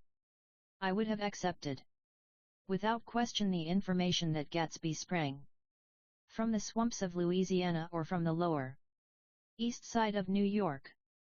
That was comprehensible. But young men didn't, at least in my provincial inexperience. I believed they didn't drift coolly out of nowhere and buy a palace on Long Island Sound. "Anyhow, he gives large parties," said Jordan, changing the subject with an urban distaste for the concrete. "And I like large parties. They're so intimate. At small parties there isn't any privacy." There was the boom of a bass drum, and the voice of the orchestra leader rang out suddenly above the chatter of the garden. "Ladies and gentlemen," he cried. At the Quest of Mr. Gatsby, we are going to play for you. Mr. Vladimir Tistov's latest work, which attracted so much attention at Carnegie Hall last May. If you read the papers, you know there was a big sensation. He smiled with jovial condescension, and added, some sensation. Whereupon everybody laughed. The piece is known, he concluded lustily, as Vladimir Tistov's Jazz History of the World. The nature of Mr. Tistov's composition eluded me, because just as it began my eyes fell on Gatsby, standing alone on the marble steps and looking from one group to another with approving eyes. His tanned skin was drawn attractively tight on his face, and his short hair looked as though it were trimmed every day. I could see nothing sinister about him. I wondered if the fact that he was not drinking helped to set him off from his guests, for it seemed to me that he grew more correct as the fraternal hilarity increased. When the Jazz History of the World was over, girls were putting their heads on men's shoulders in a puppyish, convivial way. Girls were swooning backward playfully into men's arms, even into groups, knowing that someone would arrest their falls, but no one swooned backward on Gatsby. And no French bob touched Gatsby's shoulder, and no singing quartets were formed for Gatsby's head. For one link. Beg your pardon. Gatsby's butler was suddenly standing beside us. Miss Baker, he inquired. I beg your pardon. But Mr. Gatsby would like to speak to you alone. With me, she exclaimed in surprise. Yes, madam. She got up slowly, raising her eyebrows at me in astonishment, and followed the butler toward the house. I noticed that she wore her evening dress. All her dresses, like sports clothes, there was a jauntiness about her movements, as if she had first learned to walk upon golf courses on clean, crisp mornings. I was alone, and it was almost 2. For some time, confused and intriguing sounds had issued from a long, many-windowed room which overhung the terrace, eluding Jordan's undergraduate, who was now engaged in an obstetrical conversation with 2 chorus girls, and who implored me to join him. I went inside. The large room was full of people. One of the girls in yellow was playing the piano, and beside her stood a tall, red-haired young lady from a famous chorus, engaged in song.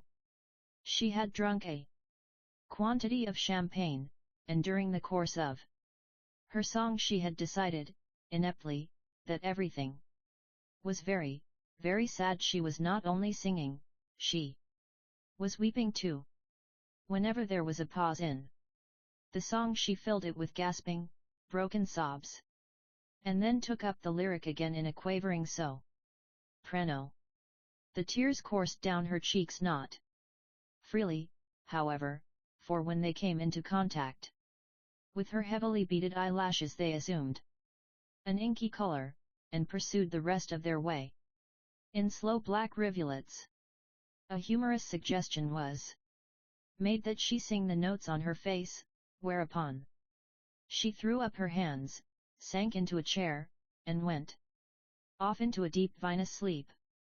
She had a fight with a man who says he's her husband, explained a girl at my elbow. I looked around. Most of the remaining women were now having fights with men said to be their husbands. Even Jordan's party, the quartet from East Egg, were rent asunder by dissension. One of the men was talking with curious intensity to a young actress, and his wife, after attempting to laugh at the situation in a dignified and indifferent way, broke down entirely and resorted to flank it. Tax at intervals she appeared suddenly at his side like an angry diamond, and hissed, "You promised," into his ear. The reluctance to go home was not confined to Wayward men. The hall was at present occupied by two deplorably sober men and their highly indignant wives. The wives were sympathizing with each other in slightly raised voices. Whenever he sees I'm having a good time he wants to go home. Never heard anything so selfish in my life. We're always the first ones to leave. So are we. Well, we're almost the last tonight, said one of the men sheepishly. The orchestra left half an hour ago. In spite of the wives' agreement that such malevolence was beyond credibility, the dispute ended in a short struggle, and both wives were lifted, kicking, into the night. As I waited for my hat in the hall, the door of the library opened and Jordan Baker and Gatsby came out together. He was saying some last word to her, but the eagerness in his manner tightened abruptly into formality as several people approached him to say goodbye. Jordan's party were calling impatiently to her from the porch, but she lingered for a moment to shake hands. "TVE just heard the most amazing thing," she whispered. "How long were we in there?" "Why, about an hour." "TT was simply amazing," she repeated abstractedly. "But I swore I wouldn't tell it, and here I am tantalizing you." She yawned gracefully in my face. "Please come and see me. Phone book. Under the name of Mrs. Sigourney Howard. My aunt." She was hurrying off as she talked. Her brown hand waved a jaunty salute as she melted into her party at the door. Rather ashamed that on my first appearance I had stayed so late, I joined the last of Gatsby's guests, who were clustered around him. I wanted to explain that I'd hunted for him early in the evening and to apologize for not having known him in the garden. "Don't mention it," he enjoined me eagerly. "Don't give it another thought, old sport." The familiar expression held no more familiarity than the hand which reassuringly brushed my shoulder. "And don't forget we're going up in the hydroplane tomorrow morning, at 9 o'clock. Then the butler, behind his shoulder. "Philadelphia wants you on the phone, sir." "All right, in a minute. Tell them I'll be right there. Good night." "Good night." "Good night." He smiled, and suddenly there seemed to be a pleasant significance in having been among the last to go, as if he had desired it all the time. "Good night, old sport." "Good night." But as I walked down the steps I saw that the evening was not quite over. 50 feet from the door a dozen headlights illuminated a bizarre and tumultuous scene. In the ditch beside the road, right side up, but violently shorn of one wheel, rested a new coupe which had left Gatsby's drive not 2 minutes before. The sharp jut of a wall accounted for the detachment of the wheel, which was now getting considerable attention from half a dozen curious chauffeurs. However, as they had left their cars blocking the road, a harsh, discordant din from those in the rear had been audible for some time, and added to the already violent confusion of the scene. A man in a long duster had dismounted from the wreck and now stood in the middle of the road, looking from the car to the tire and from the tire to the observers in a pleasant, puzzled way. "See," he explained. "It went in the ditch." The fact was infinitely astonishing to him, and I recognized first the unusual quality of wonder, and then the man. It was the late patron of Gatsby's library. "How'd it happen?" He shrugged his shoulders. "Know nothing whatever about mechanics," he said decisively. "But how did it happen? Did you run into the wall?" "Don't ask me," said Owl Eyes, washing his hands. "Of the whole matter, I know very little about driving, next to nothing. It happened, and that's all I know. Well, if you're a poor driver you oughtn't to try driving at night. But I wasn't even trying, he explained indignantly, I wasn't even trying. An odd hush fell upon the bystanders. Do you want to commit suicide? You're lucky it was just a wheel. A bad driver. And not even ironing. You don't understand, explained the criminal. T wasn't driving. There's another man in the car. The shock that followed this declaration found voice in a sustained ahh, as the door of the coupe swung slowly open. The crowd, it was now a crowd, stepped back involuntarily, and when the door had opened wide there was a ghostly pause. Then, very gradually, part by part, a pale, dangling individual stepped out of the wreck, pawing toddy belly at the ground with a large uncertain dancing shoe. Blinded by the glare of the headlights and fused by the incessant groaning of the horns, the apparition stood swaying for a moment before he perceived the man in the duster. "What's matter?" he inquired calmly. "Did we run out of gas? Look." Half a dozen fingers pointed at the amputated wheel. He stared at it for a moment, and then looked upward as though he suspected that it had dropped from the sky. "TT came off," someone explained. He nodded.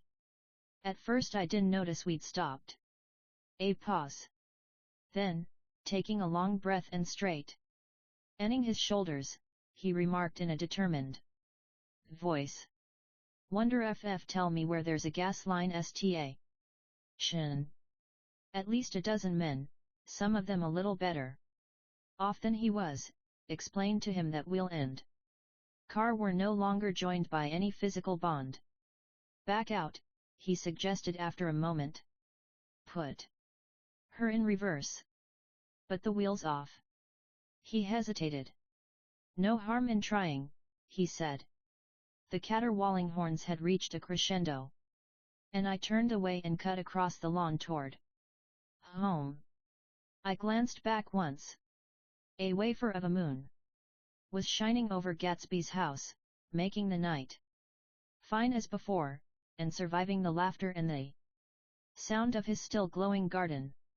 A sudden emptiness seemed to flow now from the windows and the great doors, endowing with complete isolation the figure of the host, who stood on the porch, his hand up in a formal gesture of farewell. "Reading over what I have written so far, I see I have given the impression that the events of 3 nights several weeks apart were all that absorbed me. On the contrary, they were merely casual events in a crowded summer, and, until much later, they absorbed me infinitely less than my personal affairs. Most of the time I worked. In the early morning, the sun threw my shadow westward as I hurried down the white chasms of lower New York to the Probity Trust. I knew the other clerks and young bond salesmen by their first names, and lunched with them in dark, crowded restaurants on little pig sausages and mashed potatoes and coffee. I even had a short affair with a girl who lived in Jersey City and worked in the accounting department, but her brother began throwing mean looks in my direction, so when she went on her vacation in July I let it blow quietly away. I took dinner usually at the Yale Club. For some reason it was the gloomiest event of my day, and then I went upstairs to the library and studied investments and securities for a conscientious hour. There were generally a few rioters around, but they never came into the library, so it was a good place to work. After that, if the night was mellow, I strolled down Madison Avenue past the old Murray Hill Hotel, and over 33D Street to the Pennsylvania Station.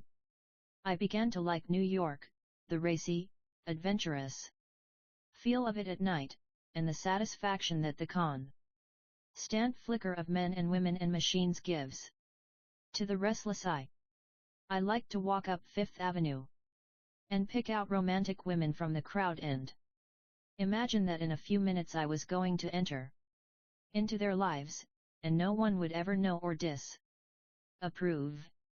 Sometimes, in my mind, I followed them to their apartments on the corners of hidden streets, and they turned and smiled back at me before they faded through a door into warm darkness.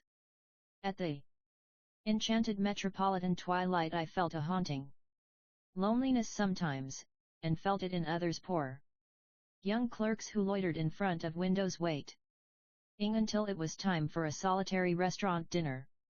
Young clerks in the dusk, wasting the most poignant moments of night and life. Again at 8 o'clock, when the dark lanes of the 40s were lined 5 deep with throbbing taxi cabs, bound for the theater district, I felt a sinking in my heart. Forms leaned together in the taxis as they waited, and voices sang, and there was laughter from unheard jokes, and lighted cigarettes made unintelligible circles inside.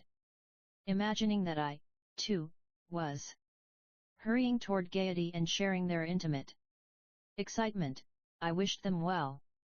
For a while I lost sight of Jordan Baker, and then, in midsummer I found her again.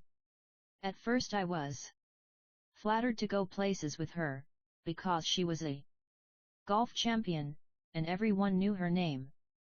Then it was something more. I wasn't actually in love, but I felt a sort of tender curiosity.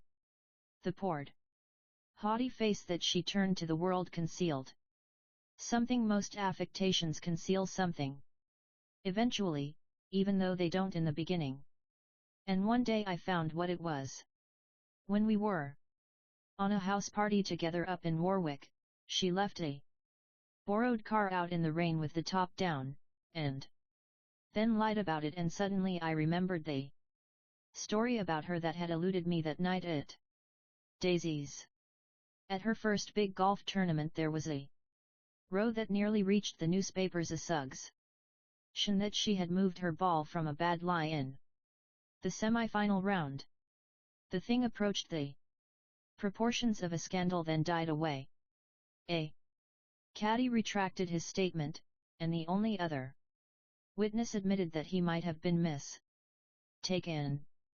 The incident and the name had remained together in my mind. Jordan Baker instinctively avoided clever, shrewd men, and now I saw that this was because she felt safer on a plane where any divergence from a code would be thought impossible. She was incurably dishonest.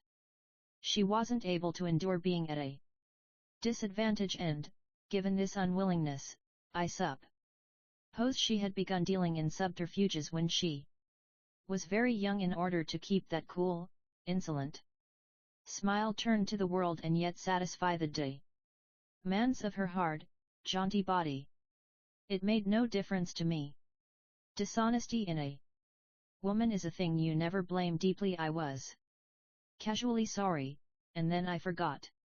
It was on that same house party that we had a curious conversation about driving a car. It started because she passed so close to some workmen that our fender flicked a button on one man's coat. "You're a rotten driver," I protested. "Either you ought to be more careful, or you oughtn't to drive at all." "Tm careful." "No, you're not." "Well, other people are," she said lightly. "What's that got to do with it?" "They'll keep out of my way," she insisted. "It takes two to make an accident. Suppose you met somebody just as careless as yourself." Hope I never will," she answered. "I hate careless people. That's why I like you." Her grey, sun-strained eyes stared straight ahead. But she had deliberately shifted our relations, and for a moment I thought I loved her.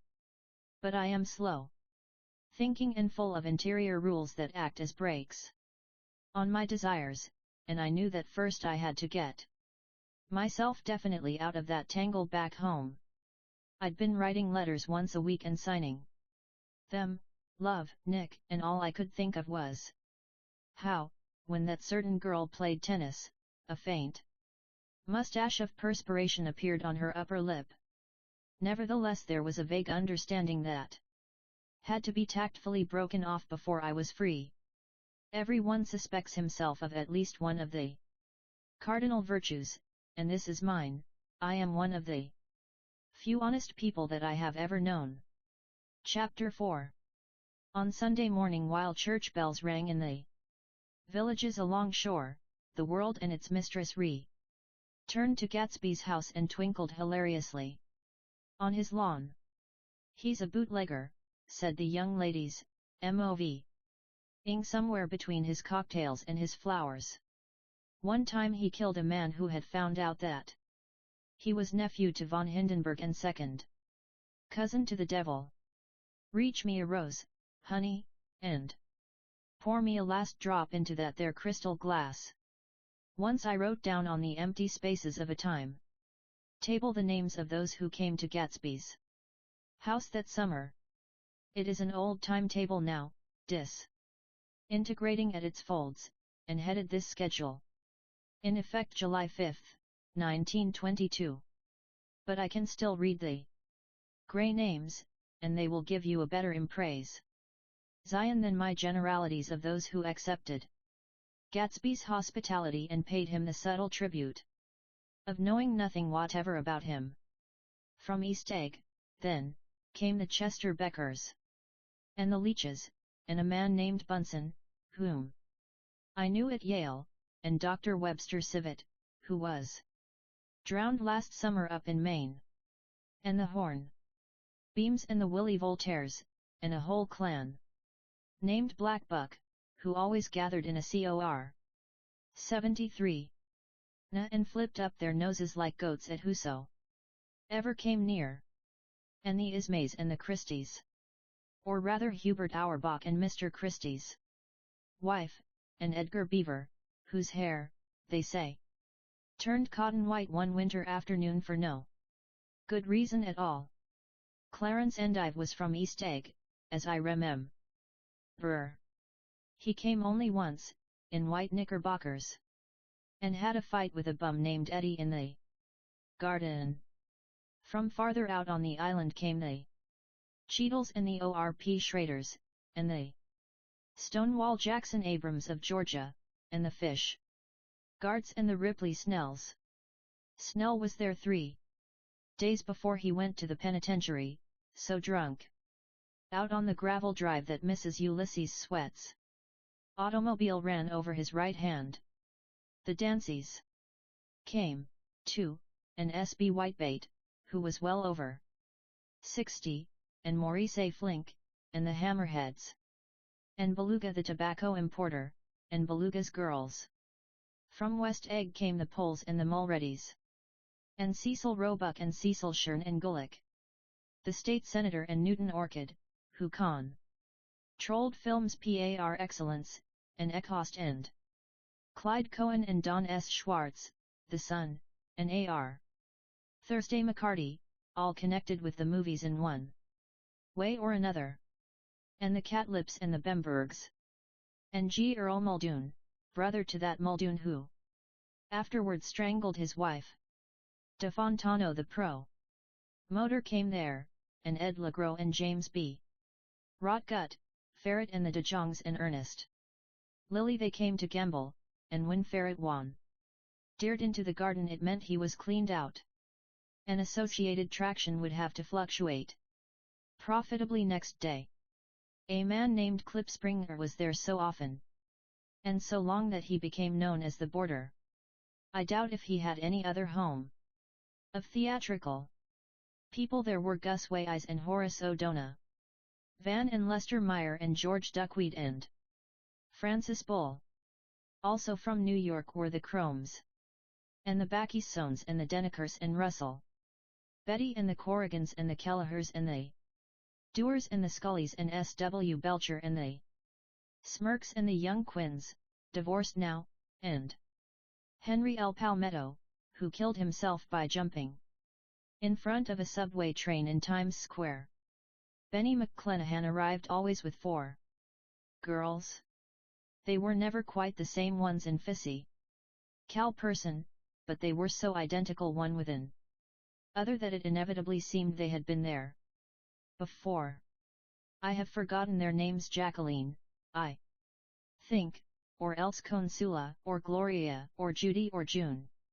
And their last names were either the melodious names of flowers and months or the sterner ones of the great American capitalists whose cousins, if pressed, they would confess themselves to be. In addition to all these, I can remember that Faustina O'Brien came there at least once, and the Baedeker girls and young Brewer, who had his nose shot off in the war, and Mr. Al Bruxberger and Miss Hogg, his fiancée, and Ardita Fitzpeters and Mr.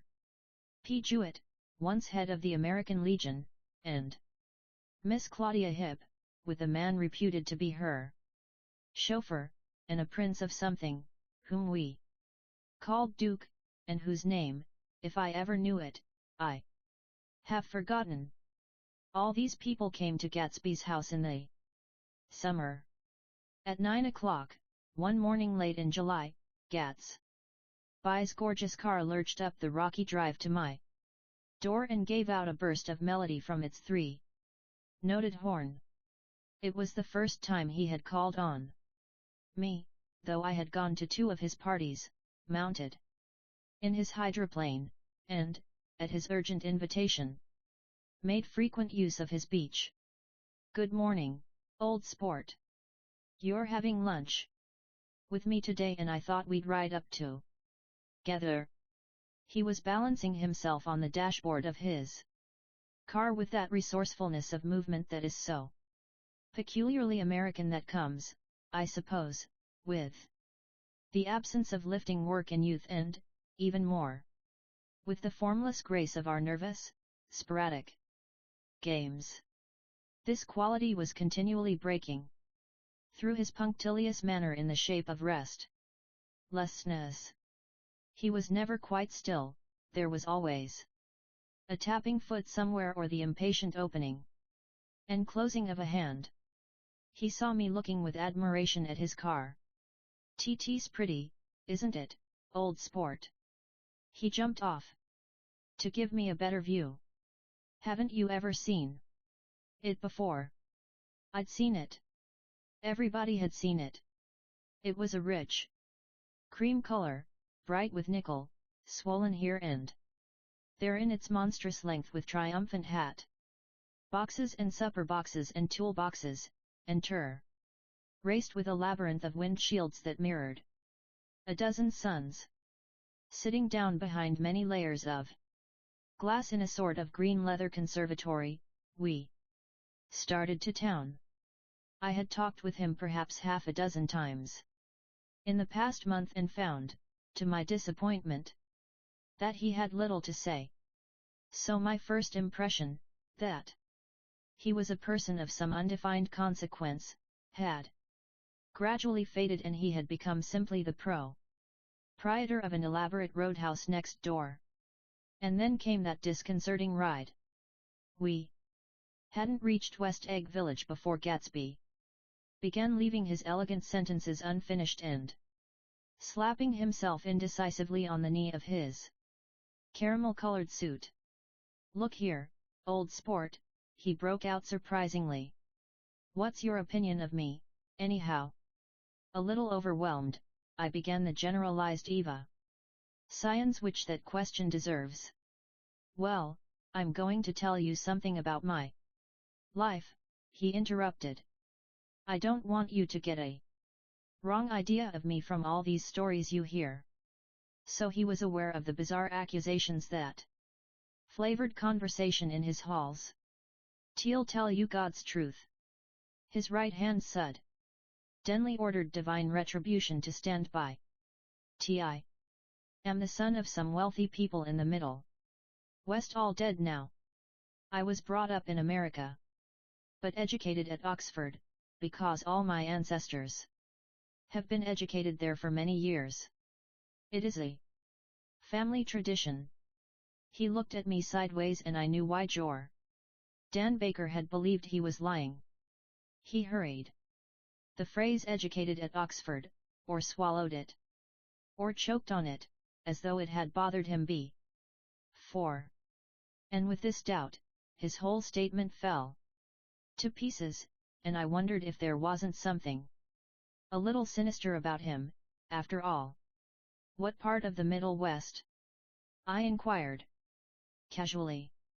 San Francisco. TC.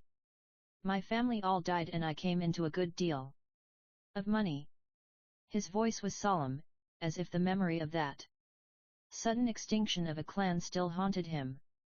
For a moment I suspected that he was pulling my leg. But a glance at him convinced me otherwise. After that I lived like a young Raja in all the capitals of Europe, Paris, Venice, Rome, collecting jewels, chiefly rubies, hunting big game, painting a little, things for myself only, and trying to forget something very sad that had happened to me long ago. With an effort I managed to restrain my incredulous laughter. The very phrases were worn so threadbare that they evoked no image except that of a turbaned character leaking sawdust at every pore as he pursued a tiger through the Bois de Boulogne. Then came the war, old sport. It was a great relief, and I tried very hard to die, but I seemed to bear an enchanted life. I accepted a commission as first lieutenant when it began. In the Argonne forest I took the remains of my machine gun battalion so far forward that there was a half-mile gap on either side of us where the infantry couldn't advance. We stayed there 2 days and 2 nights. 130 men with 16 Lewis guns. And when the infantry came up at last they found the insignia of 3 German divisions among the piles of dead. I was promoted to be a major, and every Allied government gave me a decoration, even Montenegro, Little Montenegro down on the Adriatic Sea. Little Montenegro. He lifted up the words and nodded at them with his smile. The smile compared Montenegro's troubled history and sympathized with the brave struggles of the Montenegrin people. It appreciated fully the chain of national circumstances which had elicited this tribute from Montenegro's warm little heart. My incredulity was submerged in fascination now. It was like skimming hastily through a dozen magazines. He reached in his pocket, and a piece of metal, slung on a ribbon, fell into my palm. That's the one from Montenegro. To my astonishment, the thing had an authentic look. Ordere di Danilo, ran the circular legend. Montenegro, Nicholas Rex. Turn it. Major Jay Gatsby, I read, for valor extraordinary. Here's another thing I always carry. A souvenir of Oxford days. It was taken in Trinity Quad. The man on my left is now the Earl of Doncaster. It was a photograph of half a dozen young men in blazers loafing in an archway through which were visible a host of spires. There was Gatsby, looking a little, not much, younger, with a cricket bat in his hand. Then it was all true. I saw the skins of tigers flaming in his palace on the Grand Canal. I saw him opening a chest of rubies to ease, with their crimson-lighted depths, the gnawings of his broken heart. "TM going to make a big request of you today," he said, pocketing his souvenirs with satisfaction. "So I thought you ought to know something about me. I didn't want you to think I was just some nobody.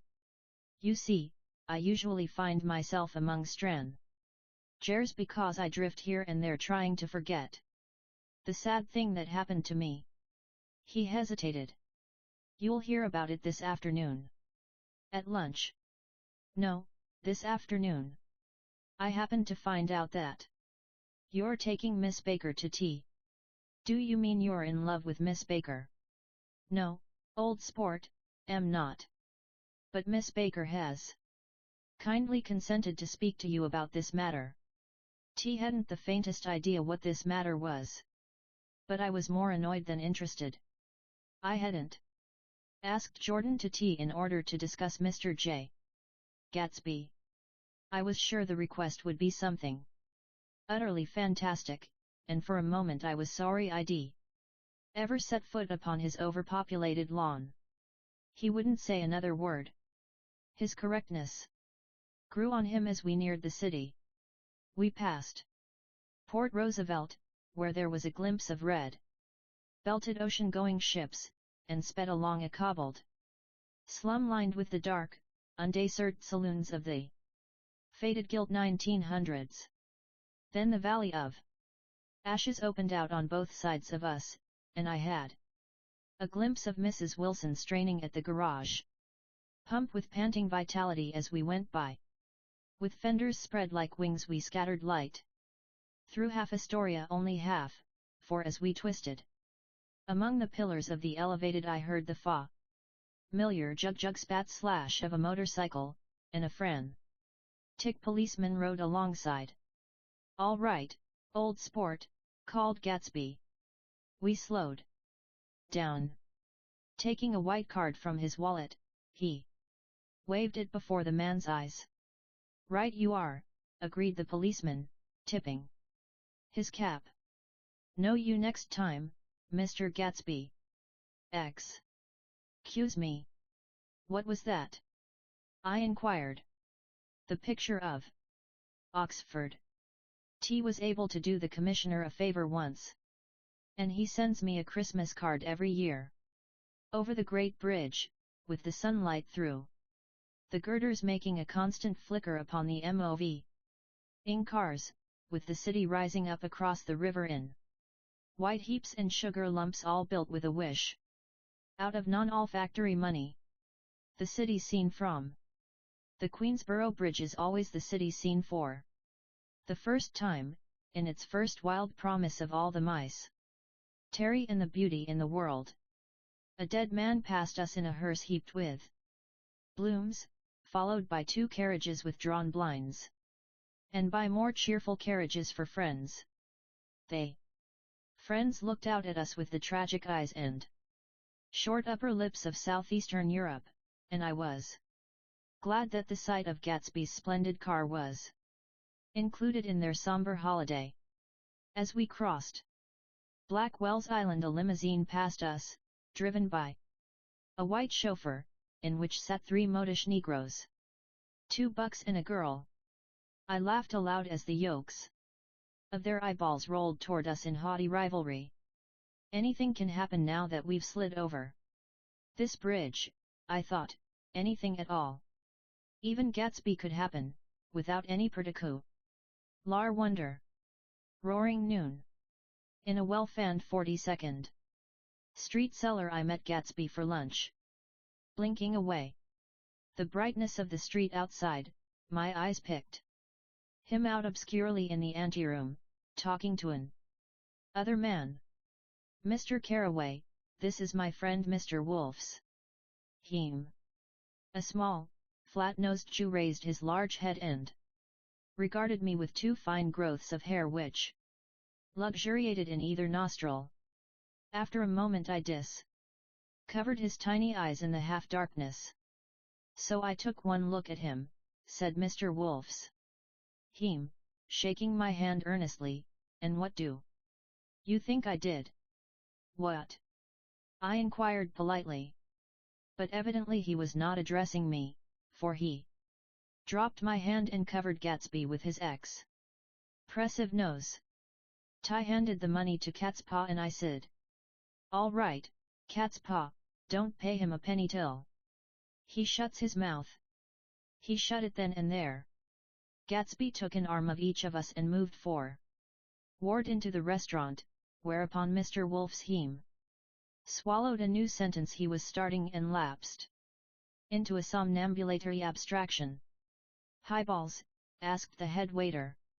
This is a nice restaurant here, said Mr. Wolf's him, looking at the Presbyterian nymphs on the ceiling. But I like across the street better. Yes, highballs, agreed Gatsby, and then to Mr. Wolf's him, it's too hot over there. Hot and small, yes, said Mr. Wolf's him, but full of memories. What place is that? I asked. The old Metropole. The old Metropole, brooded Mr. Wolf's him. Gloomily. Filled with faces dead and gone. Filled with friends gone now forever. I can't forget so long. As I live the night they shot Rosie Rosenthal there. It was 6 of us at the table, and Rosie had eaten and drunk a lot all evening. When it was almost morn, the waiter came up to him with a funny look. And says somebody wants to speak to him outside. All right, says Rosie, and begins to get up, and I pulled him down in his chair. Asterisk, let the bastards come in here if they want you. Rosie, but don't you, so help me, move outside this room. TT was 4 o'clock in the morning then, and if we'd have raised the blinds we'd have seen daylight. Did he go? I asked innocently.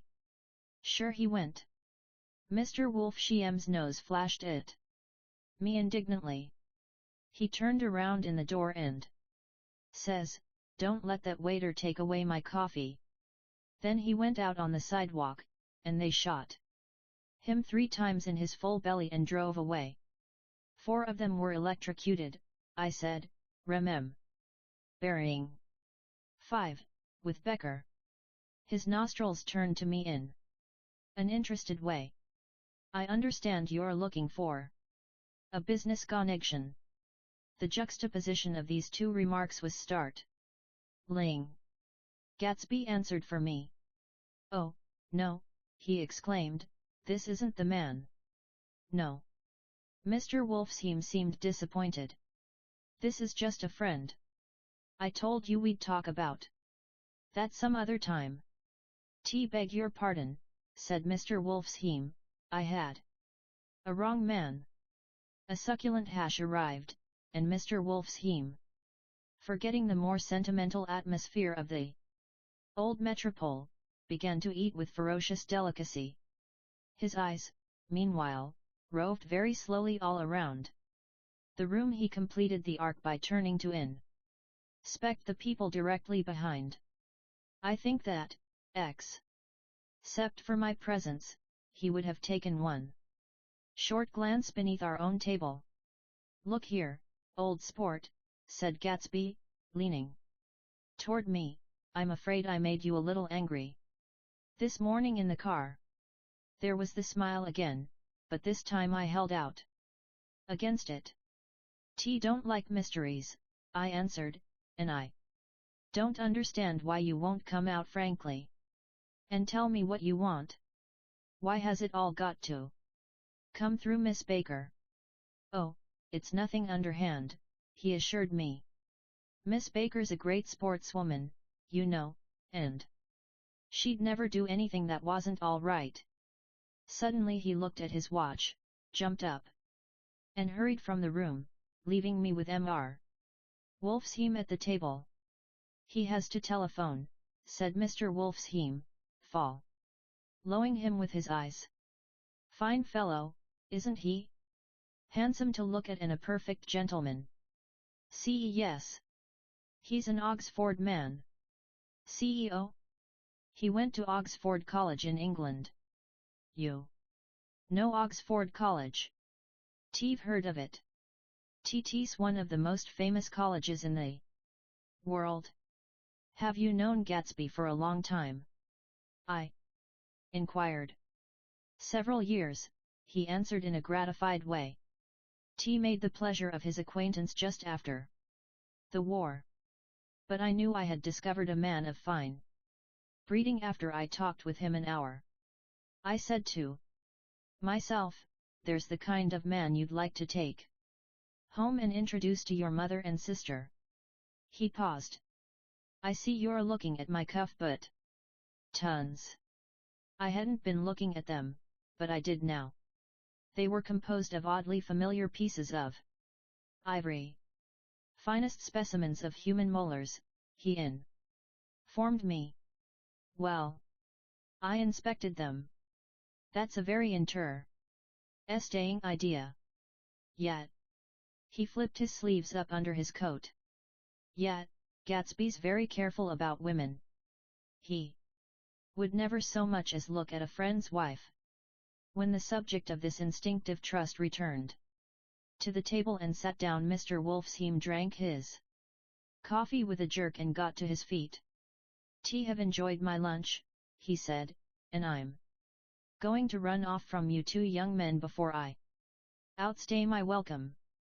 Don't hurry, Meyer, said Gatsby, without enthusiasm. Mr. Wolfsheim raised his hand in a sort of benediction. You're very polite, but I belong to another generation, he announced solemnly. You sit here and discuss your sports and your young ladies and he supplied an imaginary noun with an other wave of his hand. As for me, I am 50 years old, and I won't impose myself on you any longer. As he shook hands and turned away, his tragic nose was trembling. I wondered if I had said anything to offend him. He becomes very sentimental sometimes, explained Gatsby. This is one of his sentimental days. He's quite a character around New York, a denizen of Broadway. Who is he, anyhow? An actor? No. A dentist? Meyer Wolfsheim? No, he's a gambler. Gatsby hesitated, then added coolly, he's the man who fixed the World Series back in 1919. Fixed the World Series? I repeated. The idea staggered me. I remembered, of course, that the World Series had been fixed in 1910, but if I had thought of it at all, I would have thought of it as a thing that merely happened, the end of some inevitable chain. It never occurred to me that one man could start to play with the faith of 50 million people with the single-mindedness of a burglar blowing a safe. How did he happen to do that? I asked after a minute. He just saw the opportunity. Why isn't he in jail? They can't get him, old sport. He's a smart man. I insisted on paying the check. As the waiter brought my change, I caught sight of Tom Buchanan across the crowded room. Come along with me for a minute, I said, I've got to say hello to someone.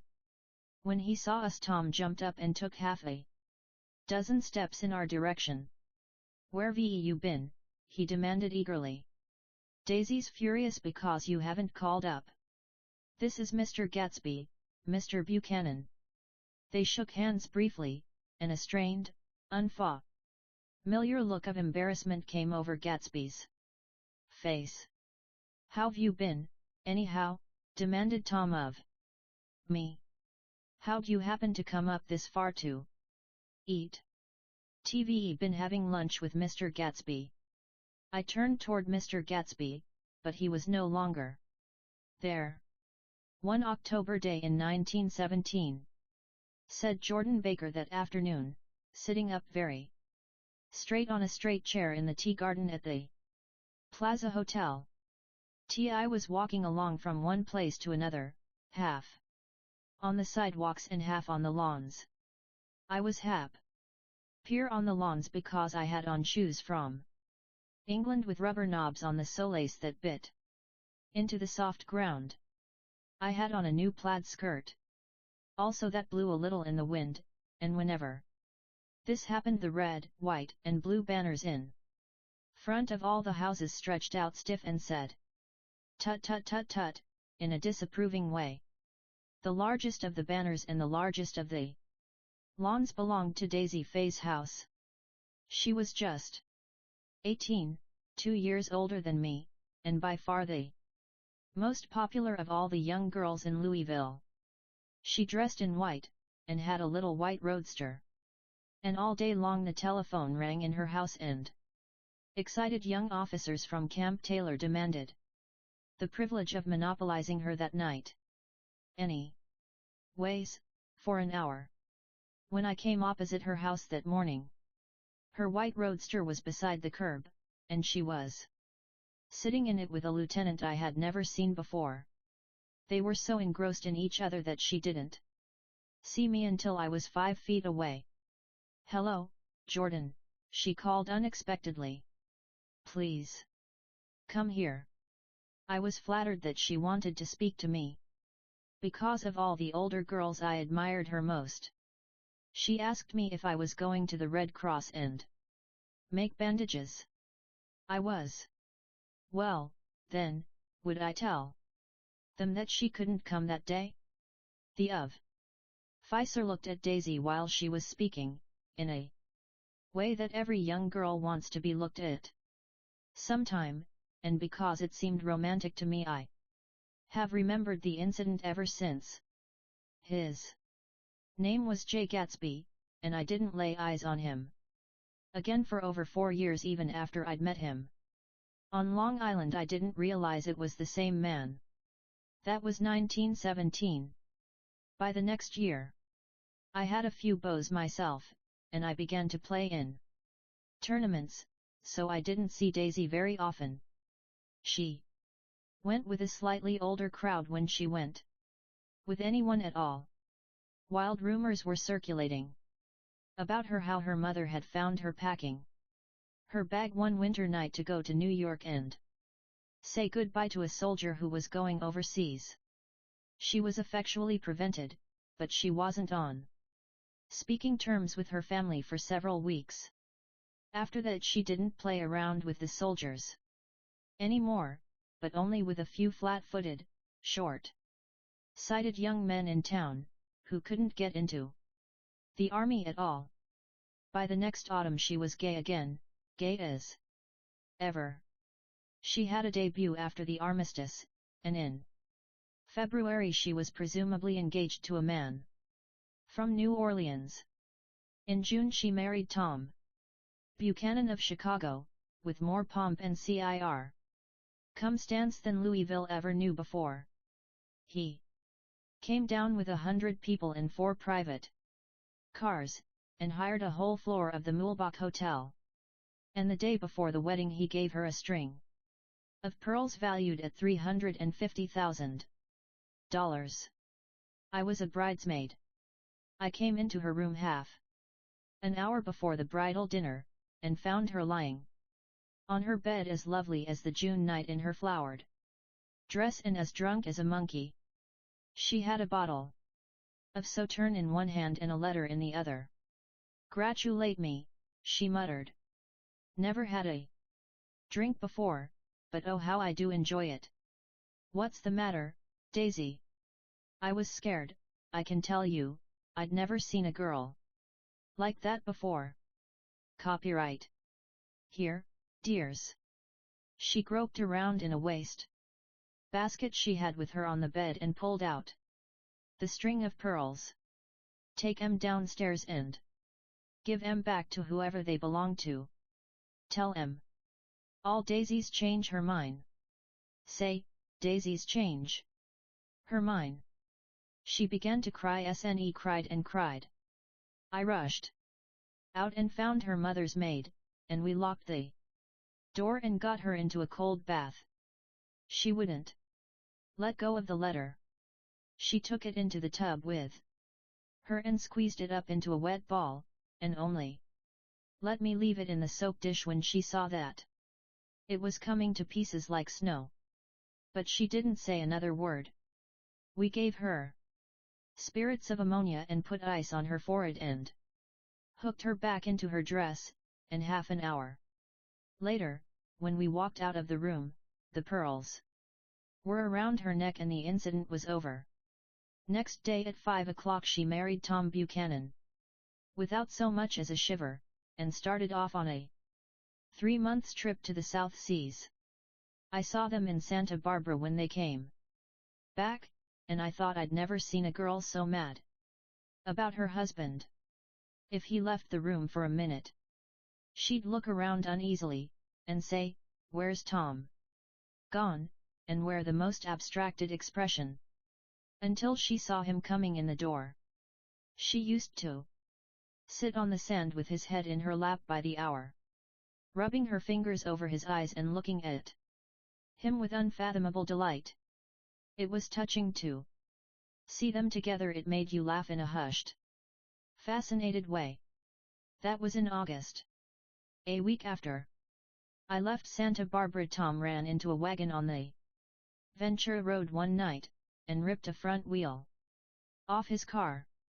The girl who was with him got into the papers, too, because her arm was broken. She was one of the chambermaids in the Santa Barbara hotel.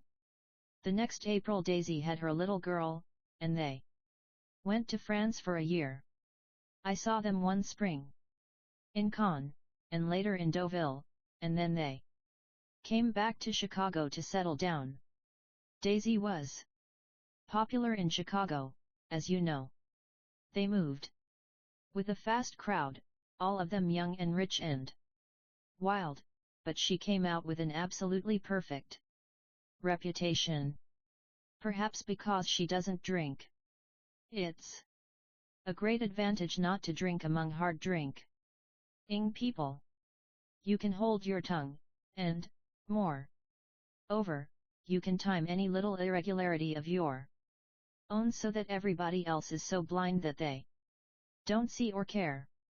Perhaps Daisy never went in for amour at all, and yet there's something in that voice of hers. Well, about 6 weeks ago, she heard the name Gatsby for the first time in years. It was when I asked you, do you remember, if you knew Gatsby in West Egg? After you had gone home, she came into my room and woke me up, and said, "What? Gatsby?" And when I described him I was half asleep. She said in the strangest voice that it must be the man she used to know. It wasn't until then that I connected this Gatsby with the officer in her white car. When Jordan Baker had finished telling all this, we had left the plaza for half an hour and were driving in a Victoria through Central Park. The sun had gone down behind the tall apartments of the movie stars in the West 50s, and the clear voices of children, already gathered like crickets on the grass, rose through the hot twilight. TM the Sheik of Araby. Your love belongs to me. At night when you're asleep, into your tent I'll creep. TT was a strange coincidence, I said. But it wasn't a coincidence at all. Why not? Gatsby bought that house so that Daisy would be just across the bay. Then it had not been merely the stars to which he had aspired on that June night. He came alive to me, delivered suddenly from the womb of his purposeless splendor. He wants to know, continued Jordan, if you'll invite Daisy to your house some afternoon and then let him come over. The modesty of the demand shook me. He had waited 5 years and bought a mansion where he dispensed starlight to casual moths so that he could come over some afternoon to a stranger's garden. Did I have to know all this before he could ask such a little thing? He's afraid, he's waited so long. He thought you might be offended. You see, he's regular tough. Underneath it all, something worried me. Why didn't he ask you to arrange a meeting? He wants her to see his house, she explained. And your house is right next door. CEO 9. T think he half expected her to wander into one of his parties, some night, went on Jordan, but she never did. Then he began asking people casually if they knew her, and I was the first one he found. It was that night he sent for me at his dance, and you should have heard the elaborate way he worked up to it. Of course, I immediately suggested a Luncheon in New York and I thought he'd go mad. T don't want to do anything out of the way. He kept saying. I want to see her right next door. When I said you were a particular friend of Tom's, he started to abandon the whole idea. He doesn't know very much about Tom, though he says he's read a Chicago paper for years just on the chance of catching a glimpse of Daisy's name. It was dark now, and as we dipped under a little bridge I put my arm around Jordan's golden shawl and drew her toward me and asked her to din. Nay. Suddenly I wasn't thinking of Daisy and Gatsby anymore, but of this clean, hard, limited person, who dealt in universal skepticism, and who leaned back jauntily just within the circle of my arm. A phrase began to beat in my ears with a sort of heady excitement. There are only the pursued, the pursuing, the busy and the tired. And Daisy ought to have something in her life, murmured Jordan to me. Does she want to see Gatsby? She's not to know about it. Gatsby doesn't want her to know. You're just supposed to invite her to tea. We passed a barrier of dark trees, and then the facade of 59th Street, a block of delicate pale light, beamed down into the park. Unlike Gatsby and Tom Buchanan, I had no girl whose disembodied face floated along the dark cornices and blinding signs, and so I drew up the girl beside me, tightening my arms. Her wan, scornful mouth smiled, and so I drew her up again closer, this time to my face. Chapter V. When I came home to West Egg that night I was afraid for a moment that my house was on fire. 2 o'clock and the whole corner of the peninsula was blazing with light, which fell unreal on the shrubbery and made thin elongating glints upon the roadside wires. Turning a corner, I saw that it was Gatsby's house, lit from tower to cellar. At first I thought it was another party, a wild rout that had resolved itself into hide-and-go-seek, or sardines in the box with all the house thrown open to the game. But there wasn't a sound. Only wind in the trees, which blew the wires and made the lights go off and on again as if the house had winked into the darkness. As my taxi groaned away I saw Gatsby walking toward me across his lawn. Your place looks like the World's Fair, I said. Does it? He turned his eyes toward it absently. Have been glancing into some of the rooms. Let's go to Coney Island, old sport. In my car. T's too late. Well, suppose we take a plunge in the swimming pool? I haven't made use of it all summer. TVE got to go to bed. 98. All right. He waited, looking at me with suppressed eagerness. T talked with Miss Baker, I said after a moment. I'm going to call up Daisy tomorrow and invite her over here to tea. Oh, that's all right, he said carelessly. I don't want to put you to any trouble. What day would suit you? What day would suit you? He corrected me quickly. I don't want to put you to any trouble. You see. How about the day after tomorrow? He considered for a moment. Then, with reluctance. Want to get the grass cut, he said. We both looked down at the grass. There was a sharp line where my ragged lawn ended and the darker, well-kept expanse of his began. I suspected that he meant my grass. There's another little thing, he said uncertainly, and hesitated. Would you rather put it off for a few days? I asked. Oh, it isn't about that. At least he fumbled with a series of beginnings. Why? I thought why? Look here, old sport, you don't make much money. Do you? Not very much. This seemed to reassure him and he continued more confidently.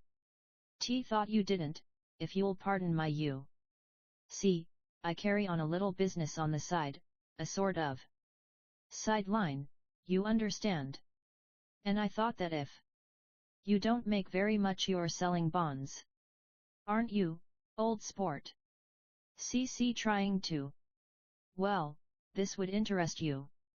It wouldn't take up much of your time and you might pick up a nice bit of money. It happens to be a rather confidential sort of thing. I realize now that under different circumstances, that conversation might have been one of the crises of my life. But, because the offer was obviously and tactlessly for a service to be rendered, I had no choice except to cut him off there. "T've got my hands full," I said. "I'm much obliged, but I couldn't take on any more work." "You wouldn't have to do any business with Wolfsheim." Evidently he thought that I was shying away from the connection mentioned at lunch, but I assured him he was wrong. He waited a moment longer, hoping I'd begin a conversation. But I was too absorbed to be responsive, so he went unwillingly home. The evening had made me light-headed and happy. I think I walked into a deep sleep as I entered my front door.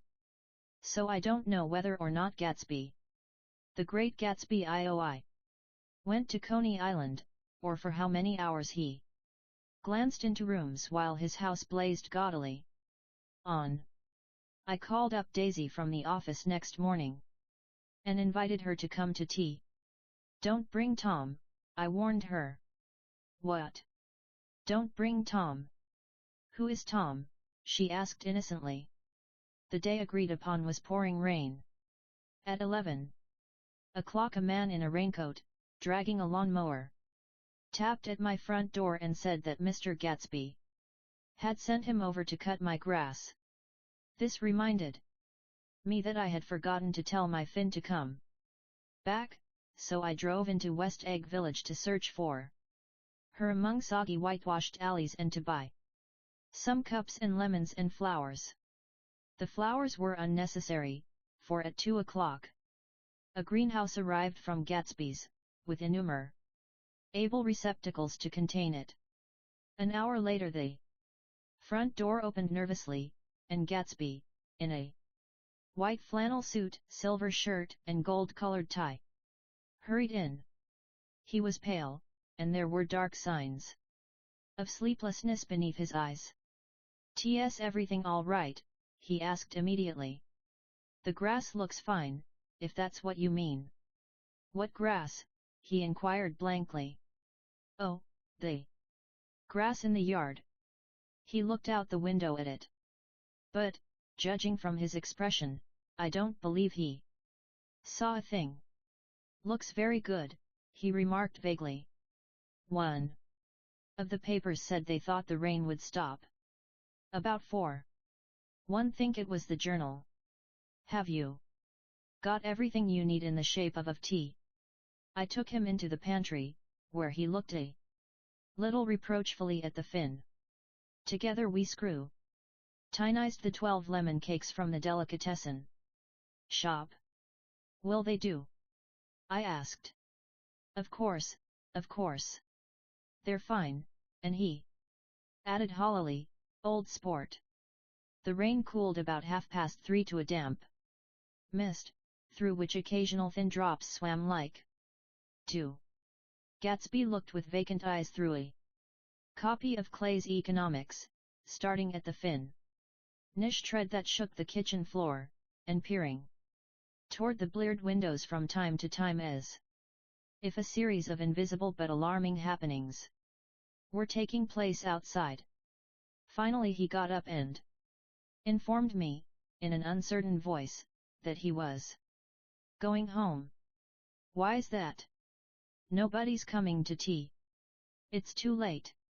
He looked at his watch as if there was some pressing demand on his time elsewhere. "I can't wait all day." "Don't be silly, it's just 2 minutes to 4. He sat down miserably, as if I had pushed him And simultaneously there was the sound of a motor turning into my lane. We both jumped up, and, a little harrowed myself, I went out into the yard. Under the dripping bare lilac trees a large open car was coming up the drive. It stopped. Daisy's face, tipped sideways beneath a three-cornered lavender hat, looked out at me with a bright ecstatic smile. "T.S. this absolutely where you live, my dearest?"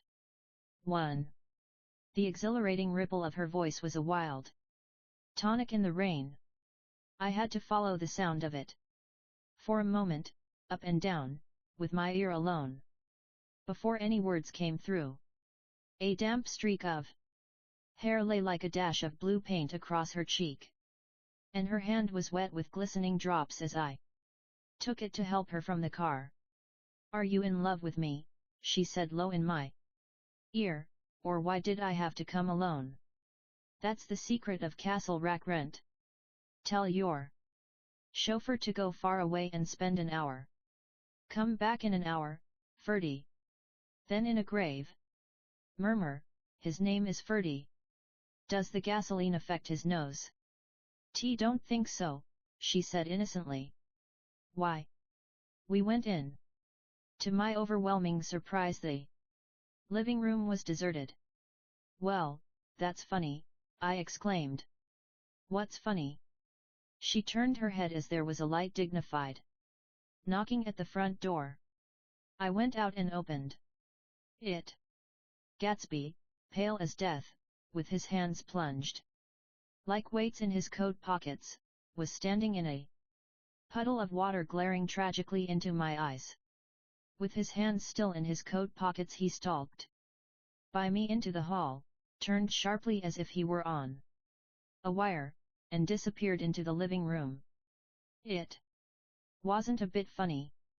Aware of the loud beating of my own heart, I pulled the door to against the increasing rain. For half a minute there wasn't a sound. Then, from the living room I heard a sort of choking mooer and part of a laugh, followed by Daisy's voice. On a clear artificial note. Certainly am awfully glad to see you again." A pause, it endured horribly. I had nothing to do in the hall, so I went into the room. Gatsby, his hands still in his pockets, was reclining against the mantelpiece in a strained counter fight of perfect ease, even of boredom.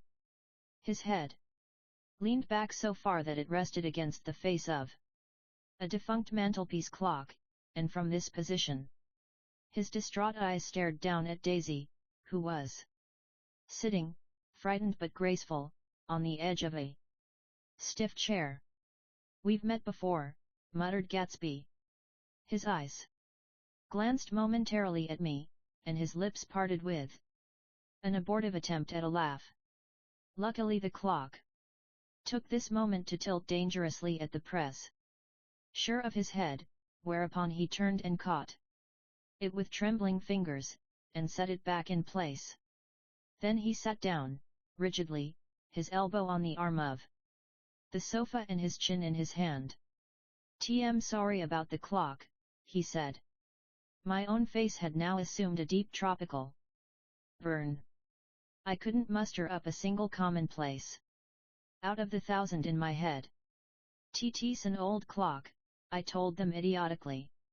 I think we all believed for a moment that it had smashed in pieces on the floor. "We haven't met for many years," said Daisy, her voice as matter-of-fact as it could ever be. 5 years next November." The automatic quality of Gatsby's answer set us all back at least another minute. I had them both on their feet with the desperate suggestion that they help me make tea in the kitchen when the demoniac Finn brought it in on a tray. Amid the welcome confusion of cups and cakes, a certain physical decency established itself. Gatsby got himself into a shadow and, while Daisy and I talked, looked conscientiously from one to the other of us with tense, unhappy eyes. However, as calm Ness wasn't an end in itself. I made an excuse at the first possible moment, and got to my feet. "Where are you going?" demanded Gatsby in immediate alarm. "T'll be back." 106 The Great Gatsby. "TVE got to speak to you about something before you go." He followed me wildly into the kitchen, closed the door, and whispered, "Oh, God," in a miser-able way. "What's the matter?" "This is a terrible mistake," he said, shaking his head from side to side. "A terrible, terrible mistake. You're just embarrassed, that's all, and luckily," I added, "Daisy's embarrassed too." "She's embarrassed," he repeated incredulously. "Just as much as you are." "Don't talk so loud. You're acting like a little boy," I broke out patiently. "Not only that, but you're rude. Daisy's sitting in there all alone." He raised his hand to stop my words, looked at me with unforgettable reproach, and, opening the door cautiously, went back into the other room. I walked out the back way just as Gatsby had, when he had made his nervous circuit of the house half an hour before, and ran for a huge black knotted tree, whose massed leaves made a fabric against the rain. Once more it was pouring, and my irregular lawn, well shaved by Gatsby's gardener, abounded in small muddy swamps and pre-historic marshes. There was nothing to look at from under the tree except Gatsby's enormous house. So I stared at it, like Kant at his church steeple, for half an hour. A brewer had built it early in the period craze, a decade before, and there was a story that he'd agreed to pay 5 years' taxes on all the neighboring cottages if the owners would have their roofs thatched with straw. Perhaps their refusal took the heart out of his plan to found a family. He went into an immediate decline. His children sold his house with the black wreath still on the door. Americans, while willing, even eager, to be serfs, have always been obstinate about being peasantry. After half an hour, the sun shone again, and the grocer's automobile rounded Gatsby's drive with the raw material for his servant's dinner. I felt sure he wouldn't eat a spoonful.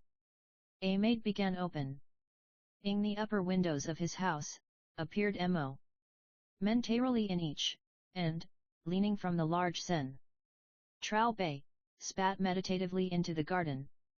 It was time I went back. While the rain continued, it had seemed like the murmur of their voices, rising and swelling a little now and then with gusts of emotion. But in the new silence I felt that silence had fallen within the house too. I went in after making every possible noise in the kitchen, short of pushing over the stove, but I don't believe they heard a sound. They were sitting at either end of the couch, looking at each other as if some question had been asked, or was in the air, and every vestige of embarrassment was gone. Daisy's face was smeared with tears, and when I came in she jumped up and began wiping at it with her handkerchief before a mirror. But there was a change in Gatsby that was simply confounding. He literally glowed, without a word or a gesture of exultation. A new well-being radiated from him and filled the little room. "Oh, hello, old sport," he said, as if he hadn't seen me for years. I thought for a moment he was going to shake hands. "TT stopped raining. Has it?" When he realized what I was talking about, that there were twinkle bells of sunshine in the room, he smiled like a weatherman, like an ecstatic patron of recurrent light, and repeated the news to Daisy. "What do you think of that? It's stopped raining." "Tm glad, Jay." Her throat, full of aching, grieving beauty, told only of her unexpected joy. "T want you and Daisy to come over to my house," he said. "I'd like to show her around." "You're sure you want me to come?" "Absolutely, old sport." Daisy went upstairs to wash her face. Too late. I thought with humiliation of my towels while Gatsby and I waited on the lawn. "My house looks well, doesn't it?" he demanded. "See how the whole front of it catches the light?" I agreed that it was splendid. "The Great Gatsby IOQ." "Yes." His eyes went over it, every arched door and square tower. "It took me just 3 years to earn the money that bought it." "T thought you inherited your money." "T did, old sport," he said automatically, "but I lost most of it in the big panic, the panic of the war." I think he hardly knew what he was saying, for when I asked him what business he was in, he swore, "That's my affair," before he realized that it wasn't an appropriate reply. "Oh, I've been in several things," he corrected himself. "I was in the drug business and then I was in the oil business. But I'm not in either one now." He looked at me with more attention. "Do you mean you've been thinking over what I proposed the other night?" Before I could answer, Daisy came out of the house and 2 rows of brass buttons on her dress gleamed in the sunlight. "That huge place there," she cried, pointing. "Do you like it?" "T love it, but I don't see how you live there all alone." "T keep it always full of interesting people, night and day. People who do interesting things. Seal. Brat people." Instead of taking the shortcut along the Sound, we went down to the road and entered by the big postern. With enchanting murmurs Daisy admired this aspect or that of the feudal silhouette against the sky, admired the gardens, the sparkling odor of jonquils and the frothy odor of hawthorn and plum blossoms and the pale gold odor of kiss me at the gate. It was strange to reach the marble steps and find no stir of bright dresses in and out the door, and hear no sound but bird voices in the trees. And inside, as we wandered through Marian toinette music rooms and restoration salons, I felt that there were guests concealed behind every couch and table, under orders to be breathlessly silent until we had passed through. As Gatsby closed the door of the Merton College library, I could have sworn I heard the owl-eyed man break into ghostly laughter. We went upstairs, through period bedrooms swathed in rose and lavender silk and vivid with new flowers, through dressing rooms and pool rooms and bathrooms with sunken baths intruding into one chamber where a disheveled man in pajamas was doing liver exercises on the floor. It was Mr. Klipspringer, the boarder. I had seen him wandering hungrily about the beach that morning. Finally we came to Gatsby's own apartment, a bed room and a bath, and an Adam's study, where we sat down and drank a glass of some chartreuse he took from a cupboard in the wall. He hadn't once ceased looking at Daisy, and I, the Great Gatsby 3, think he revalued everything in his house according to the measure of response it drew from her well-loved eyes. Sometimes, too, he stared around at his possessions in a dazed way, as though in her actual and astounding presence none of it was any longer real. Once he nearly toppled down a flight of stairs. His bedroom was the simplest room of all except where the dresser was garnished with a toilet set of pure dull gold. Daisy took the brush with delight and smoothed her hair, whereupon Gatsby sat down and shaded his eyes and began to laugh. "It's the funniest thing, old sport," he said hilariously. "I can't when I try to." He had passed visibly through 2 states and was entering upon a third. After his embarrassment and His unreasoning joy, he was consumed with wonder at her presence. He had been full of the idea so long, dreamed it right through to the end, waited with his teeth set, so to speak, at an inconceivable pitch of intensity. Now, in the reaction, he was running down like an overwound clock.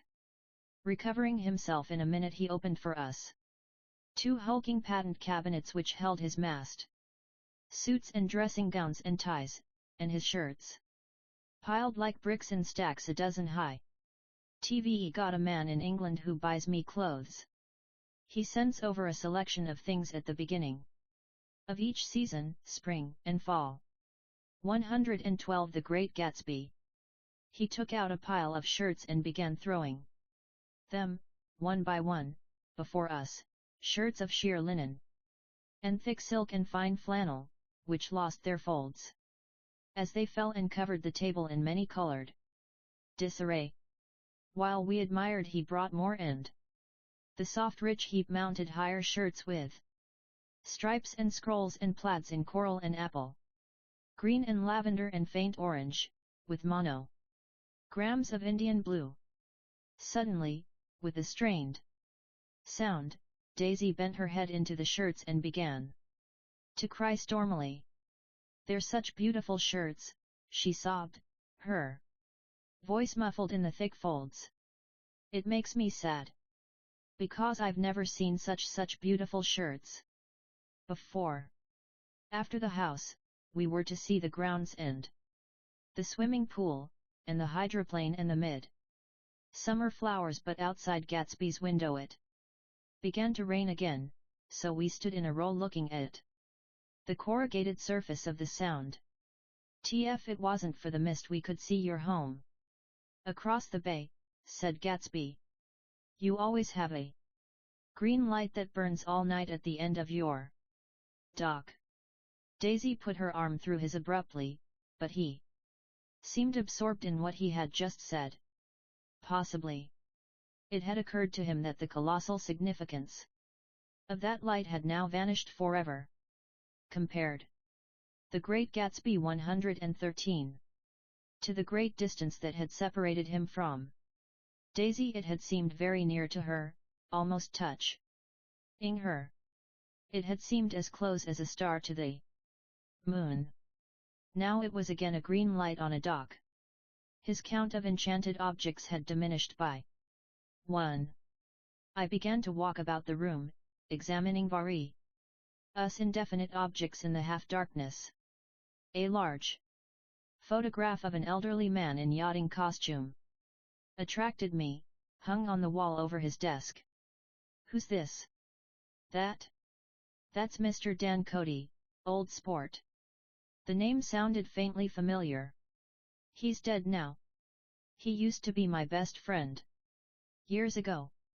There was a small picture of Gatsby, also in yachting costume, on the bureau. Gatsby with his head thrown back defiantly, taken apparently when he was about 18. "I adore it," exclaimed Daisy. "The pompadour. You never told me you had a pompadour or a yacht." "Look at this," said Gatsby quickly. "Here's a lot of clippings about you." They stood side by side examining it. I was going to ask to see the rubies when the phone rang, and Gatsby took up the receiver. "Bes. Well, I can't talk now." "One can't talk now, old sport. I said a small town. I for the Great Gatsby. He must know what a small town is."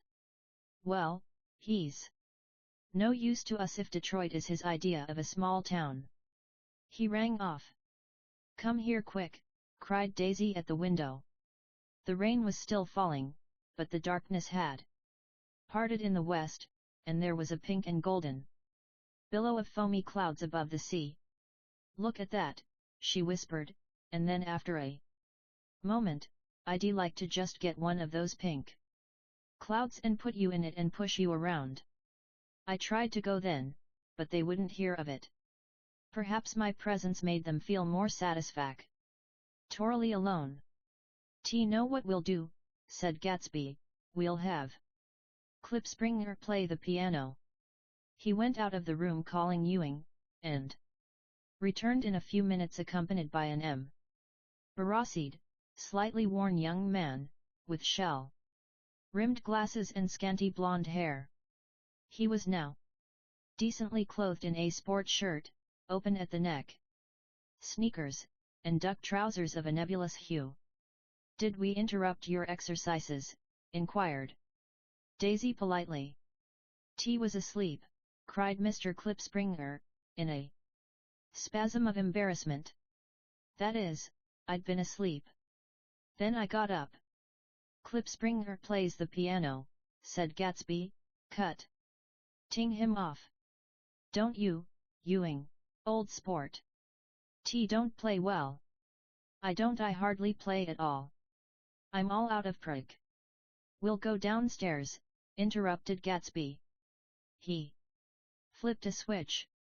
The grey windows disappeared as the house glowed full of light. In the music room, Gatsby turned on a solitary lamp beside the piano.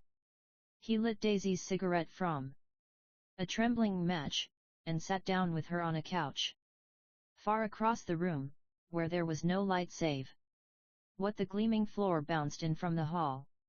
When Klipspringer had played the Love Nest, he turned around on the bench and searched happily for Gatsby in the gloom. "Tm all out of practice, you see. I told you I couldn't play. I'm all out of practice." "Don't talk so much, old sport," commanded Gatsby. "Play. T in the morning. In the evening. Ain't we got fun?" Outside the wind was loud and there was a faint flow of thunder along the sound. All the lights were going on in West Egg now. The electric trains, men carrying, were plunging home through the rain from New York. It was the hour of a profound human change, and excitement was generating on the air. One thing's sure and nothing's surer. The rich get richer and the poor get children. In the meantime, in between time, I 1/6 The Great Gatsby. As I went over to say goodbye, I saw that the ex-president of bewilderment had come back into Gatsby's face, as though a faint doubt had occurred to him as to the quality of his present happiness.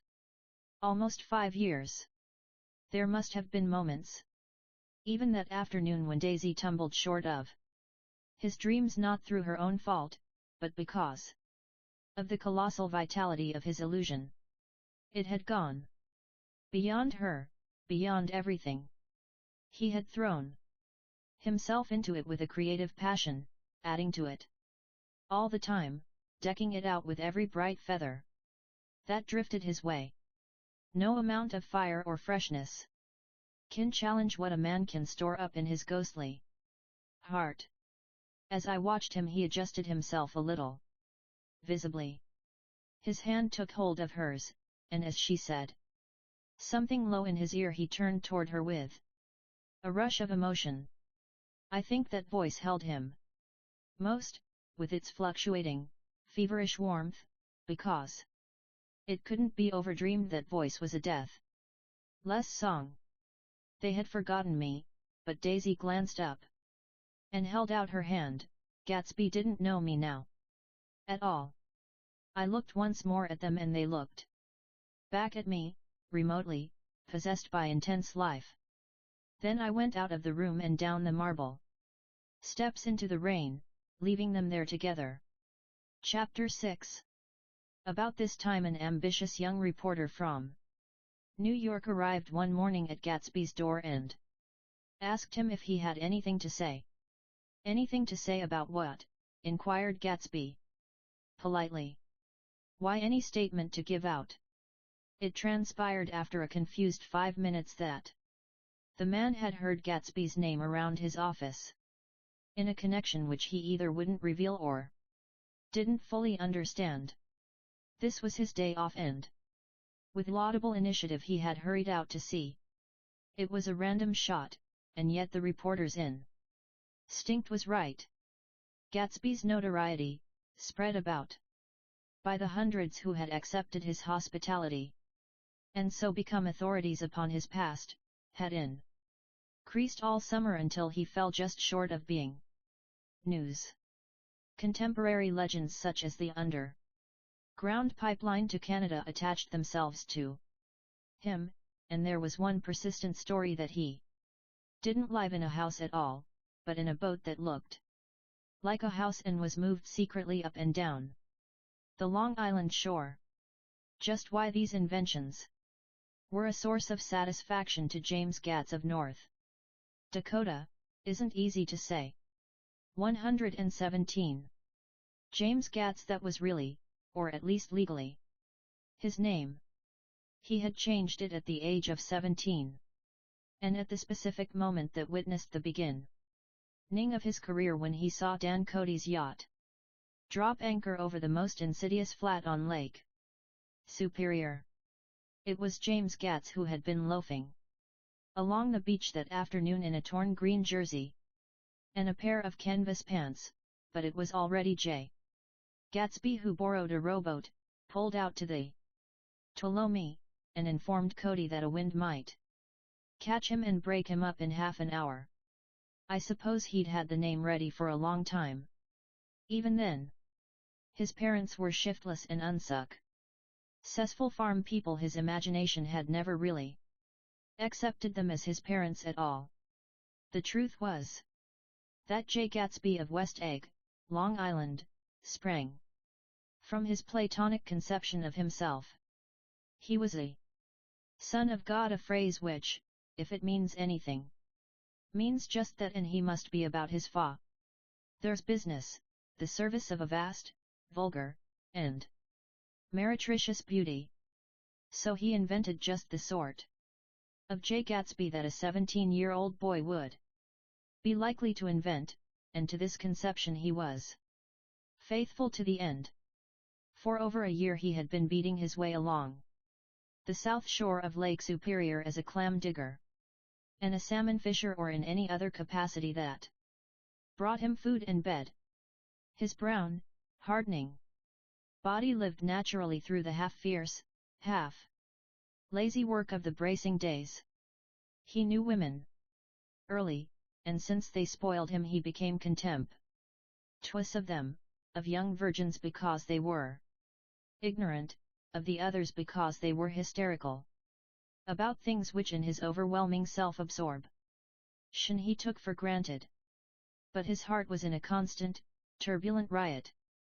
The most grotesque and fantastic conceits haunted him in his bed at night. A universe of ineffable gaudiness spun itself out in his brain while the clock ticked on the washstand and the moon soaked with wet light his tangled clothes upon the floor. Each night he added to the pattern of his fancies until drowsiness closed down upon some vivid scene within oblivious embrace. For a while these reveries provided an outlet for his imagination. They were a satisfactory hint of the unreality of reality, a promise that the rock of the world was founded securely on a fairy's wing. An instinct toward his future glory had led him, some months before, to the small Lutheran College of St. Olaf's in northern Minnesota. He stayed there 2 weeks, dismayed at its ferocious indifference to the drums of his destiny, to destiny itself, and spicing the janitor's work with which he was to pay his way through. Then he drifted back to Lake Superior, and he was still searching for something to do on the day that Dan Cody's yacht dropped anchor in the shallows along shore. Cody was 50 years old then, a product of the Nevada silver fields, of the Yukon, of every rush for metal since '75. The transactions in Monday ton of copper that made him many times a millionaire found him physically robust but on the verge of soft-mindedness, and, suspecting this, an infinite number of women tried to separate him from his money. The none too savory ramifications by which Ella K., the newspaper woman, played Madame de Maintenon to his weakness and sent him to sea in a yacht, were common property of the turgid Jour. Nihilism of 1902. He had been coasting along all too hospitable shores for 5 years when he turned up as James Gats's destiny in Little Girl Bay. To young Gats, resting on his oars and looking up at the railed deck, that yacht represented all the beauty and glamour in the world. One suppose he smiled at Cody. He had probably discovered that people liked him when he smiled. At any rate, Cody asked him a few questions, one of them elicited the brand new name, and found that he was quick and extravagantly ambitious. A few days later he took him to Duluth and bought him a blue coat, 6 pair of white duck trousers, and a yachting cap. And when the Tuolumne left for the West Indies and the Barbary Coast, Gatsby left too. He was employed in a vague personal capacity. While he remained with Cody, he was in turn steward, mate, skipper, secretary, and even jailer, for Dan. Cody sober knew what lavish doings Dan Cody drunk might soon be about, and he provided for such contingencies by reposing more and more trust in Gatsby. The arrangement lasted 5 years, during which the boat went 3 times around the continent. It might have lasted indefinitely except for the fact that Ella Kay came on board one night in Boston, and a week later Dan Cody inhospitably died. I remember the portrait of him up in Gatsby's bedroom, a grey, florid man with a hard, empty face. The pioneer debauchee, who during one phase of American life brought back to the eastern seaboard the savage violence of the frontier brothel and saloon. It was indirectly due to Cody that Gatsby drank so little. Sometimes in the course of gay parties women used to rub champagne into his hair. For himself he formed the habit of letting liquor alone. And it was from Cody that he inherited money. A legacy of $25,000. He didn't get it. He never understood the legal device that was used against him, but what remained of the millions went intact to Ella Kay. He was left with his singularly appropriate education. The vague tour of Jay Gatsby had filled out to the substantiality of a man. He told me all this very much later, but I've put it down here with the idea of exploding those first wild rumors about his antecedents, which weren't even faintly true. Moreover, he told it to me at a time of confusion, when I had reached the point of believing everything and nothing about him. So I take advantage of this short halt, while Gatsby, so to speak, caught his breath, to clear this set of misconceptions away. It was a halt, too, in my association with his affairs. For several weeks I didn't see him or hear his voice. On the phone mostly I was in New York, trotting around with Jordan and trying to ingratiate myself with her senile aunt, but finally I went over to his house one Sunday afternoon. I hadn't been there 2 minutes when somebody brought Tom Buchanan in for a drink. I was startled, naturally, but the really surprising thing was that it hadn't happened before. They were a party of 3 on horseback: Tom and a man named Sloane and a pretty woman in a brown riding habit, who had been there previously. "TM delighted to see you," said Gatsby, standing on his porch. "I'm delighted that you dropped in." As though they cared. "Sit right down. Have a cigarette or a cigar?" He walked around the room quickly, ringing bells. "Tea'll have something to drink for you in just a minute." He was profoundly affected by the fact that Tom was there. But he would be uneasy anyhow until he, the Great Gatsby 123, had given them something, realizing in a vague way that that was all they came for. Mr. Sloane wanted nothing. A lemonade? No, thanks. A little cham. Picnic? Nothing at all, thanks. Sorry. Did you have a nice ride? Very good roads around here. I suppose the automobiles.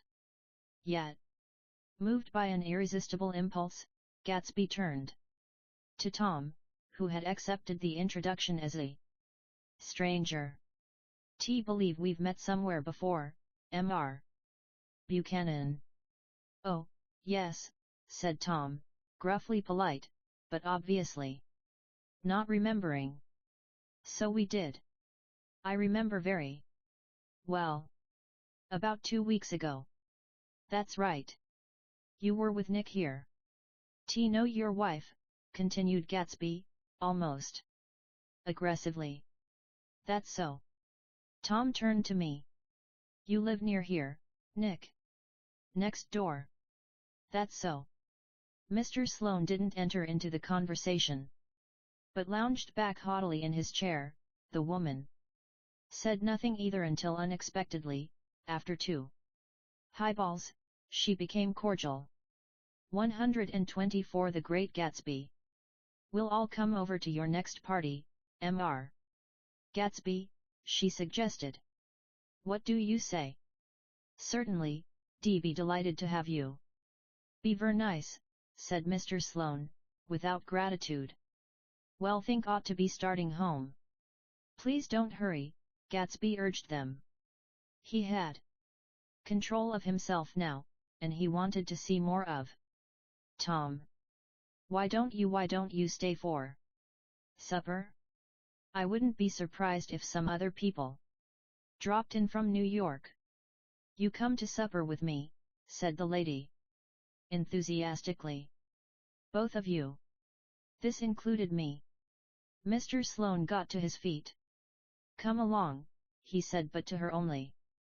Mean it, she insisted. I'd love to have you. Lots of room. Gatsby looked at me questioningly.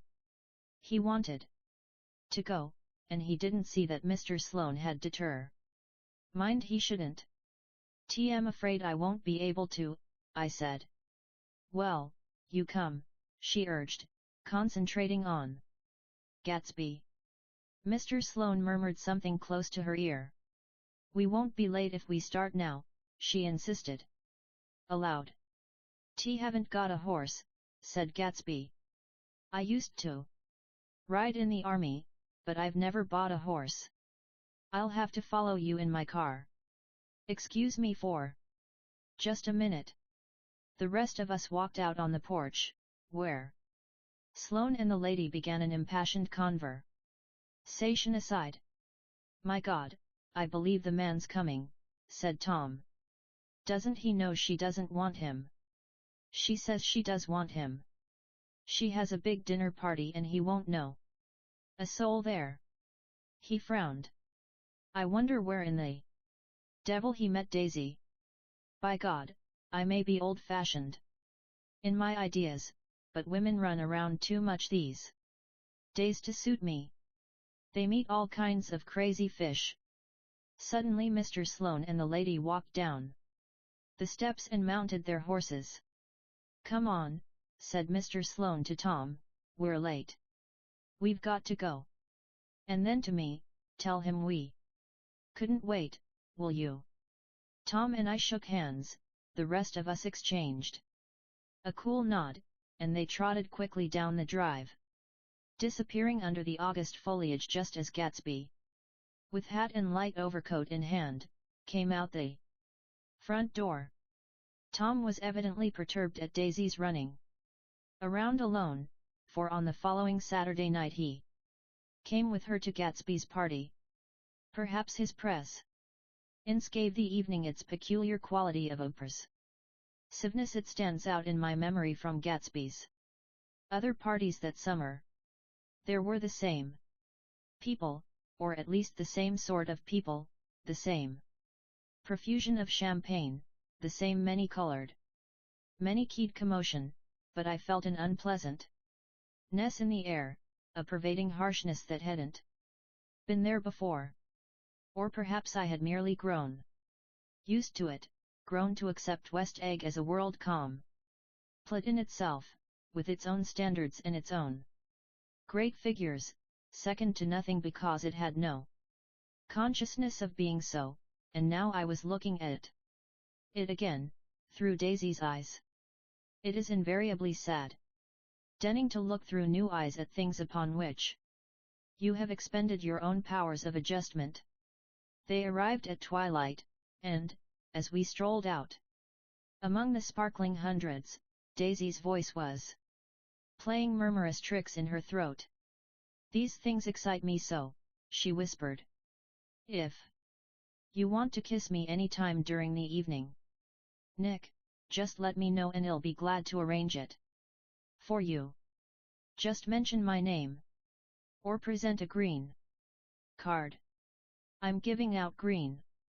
"Look around," suggested Gatsby. "TM looking around.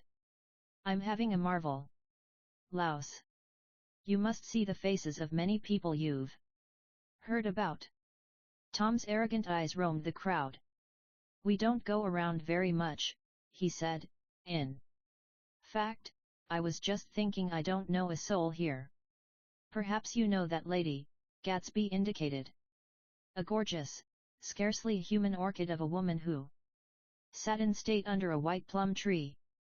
Tom and Daisy stared, with that peculiarly unreal feeling that accompanies the recognition of a hitherto ghostly celebrity of the movies. "She's lovely," said Daisy. "The man bending over her is her director." He took them ceremoniously from group to group. "Mrs. Buchanan, and Mr. Buchanan." After an instant's hesitation he added, "The polo player." "Oh no," objected Tom quickly, "not me." But evidently the sound of it pleased Gatsby, for Tom remained the polo player for the rest of the evening. "TVE never met so many celebrities," Daisy claimed. "I liked that man. What was his name? With the sort of blue nose." Gatsby identified him, adding that he was a small producer.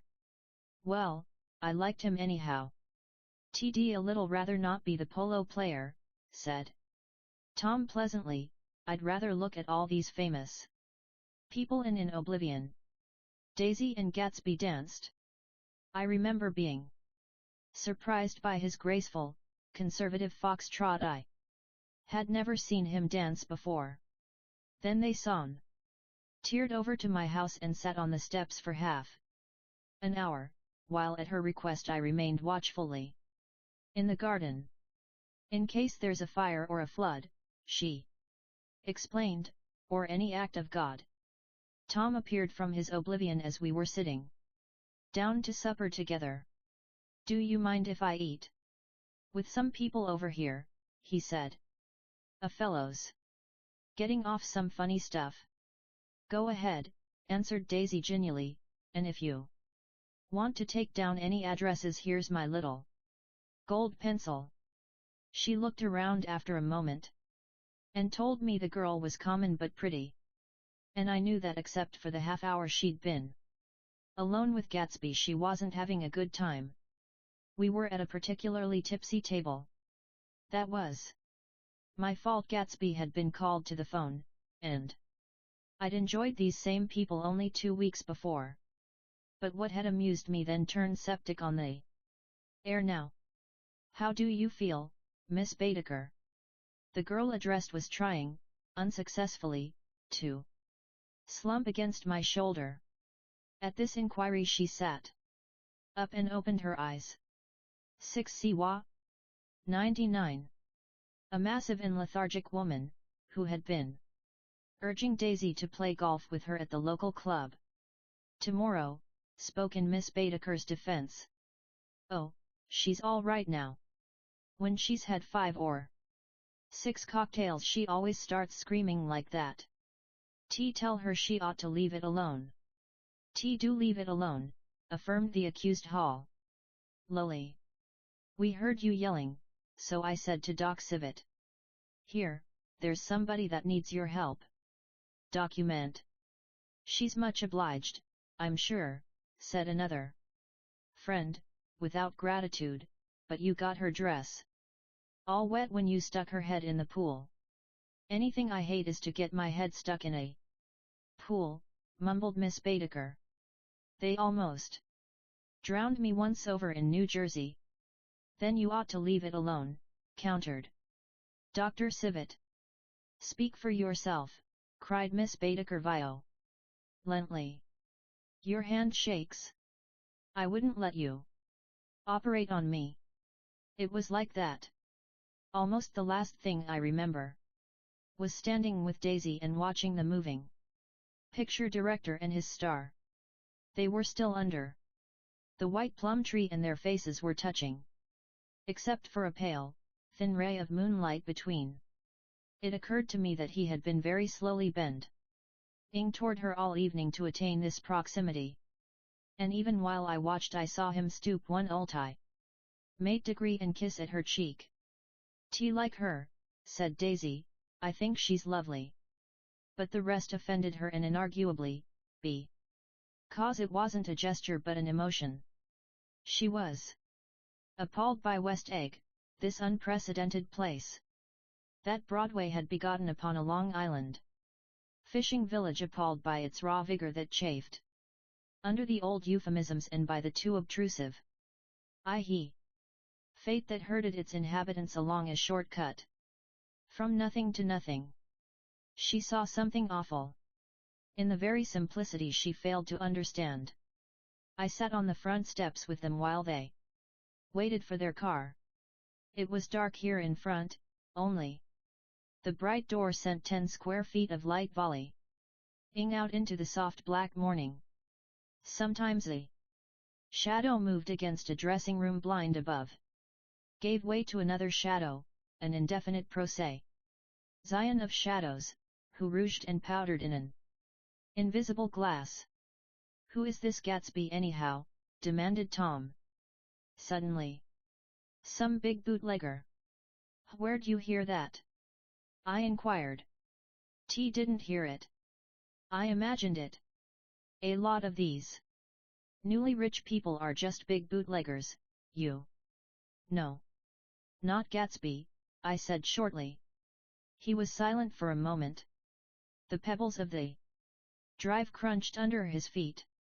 Well, he certainly must have strained himself to get this menagerie together. A breeze stirred the grey haze of Daisy's fur col. Lar.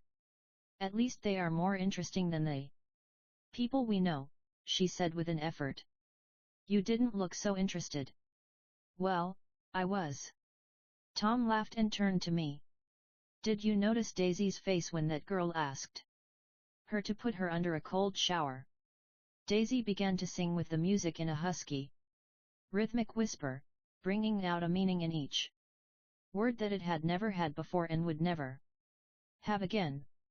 When the melody rose her voice broke up sweetly, following it, in a way contralto voices have, and each change tipped out a little of her warm human magic upon the air.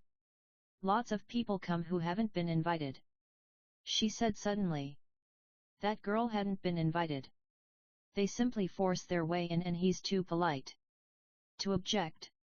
T'd like to know who he is and what he does, insisted Tom. And I think I'll make a point of finding out. T can tell you right now, she answered. He owns some drug stores, a lot of drug stores. He built them up himself. The dilatory limousine came rolling up the drive. Good night, Nick, said Daisy. Her glance left me and sought the lighted top of the steps, where 3 o'clock in the morning, a neat, sad little waltz of that year, was drifting out the open door. After all, in the very casualness of Gatsby's party there were romantic possibilities totally absent from her world. What was it up there in the song that seemed to be calling her back inside? What would happen now in the dim, incalculable hours? Perhaps some unbelievable guest would arrive, a person infinitely rare and to be marveled At some authentically radiant young girl who with one fresh glance at Gatsby, one moment of magical encounter, would blot out those 5 years of unwavering devotion. I stayed late that night. Gatsby asked me to wait until he was free, and I lingered in the garden until the inevitable swimming party had run up, chilled and exalted, from the black beach, until the lights were extinguished in the guest rooms overhead. When he came down the steps at last, the tanned skin was drawn unusually tight on his face, and his eyes were bright and tired. "She didn't like it," he said immediately. "Of course she did. She didn't like it," he insisted. "She didn't have a good time." He was silent, and I guessed at his unutterable depression. "Feel far away from her," he said. "It's hard to make her understand." "You mean about the dance?" "The dance?" He dismissed all the dances he had given with a snap of his fingers. "Old sport, the dance is unimportant." He wanted nothing less of Daisy than that she should go to Tom and say, "I never loved you." After she had obliterated 4 years with that sentence, they could decide upon the more practical measures to be taken. One of them was that, after she was free, they were to go back to Louisville and be married from her house just as if it were 5 years ago. "And she doesn't understand," he said. "She used to be able to understand. We'd sit for hours." He broke off and began to walk up and down a desolate path of fruit rinds and discarded favors and crushed flowers. "T wouldn't ask too much of her," I ventured. "You can't repeat the past." "Can't repeat the past?" he cried incredulously.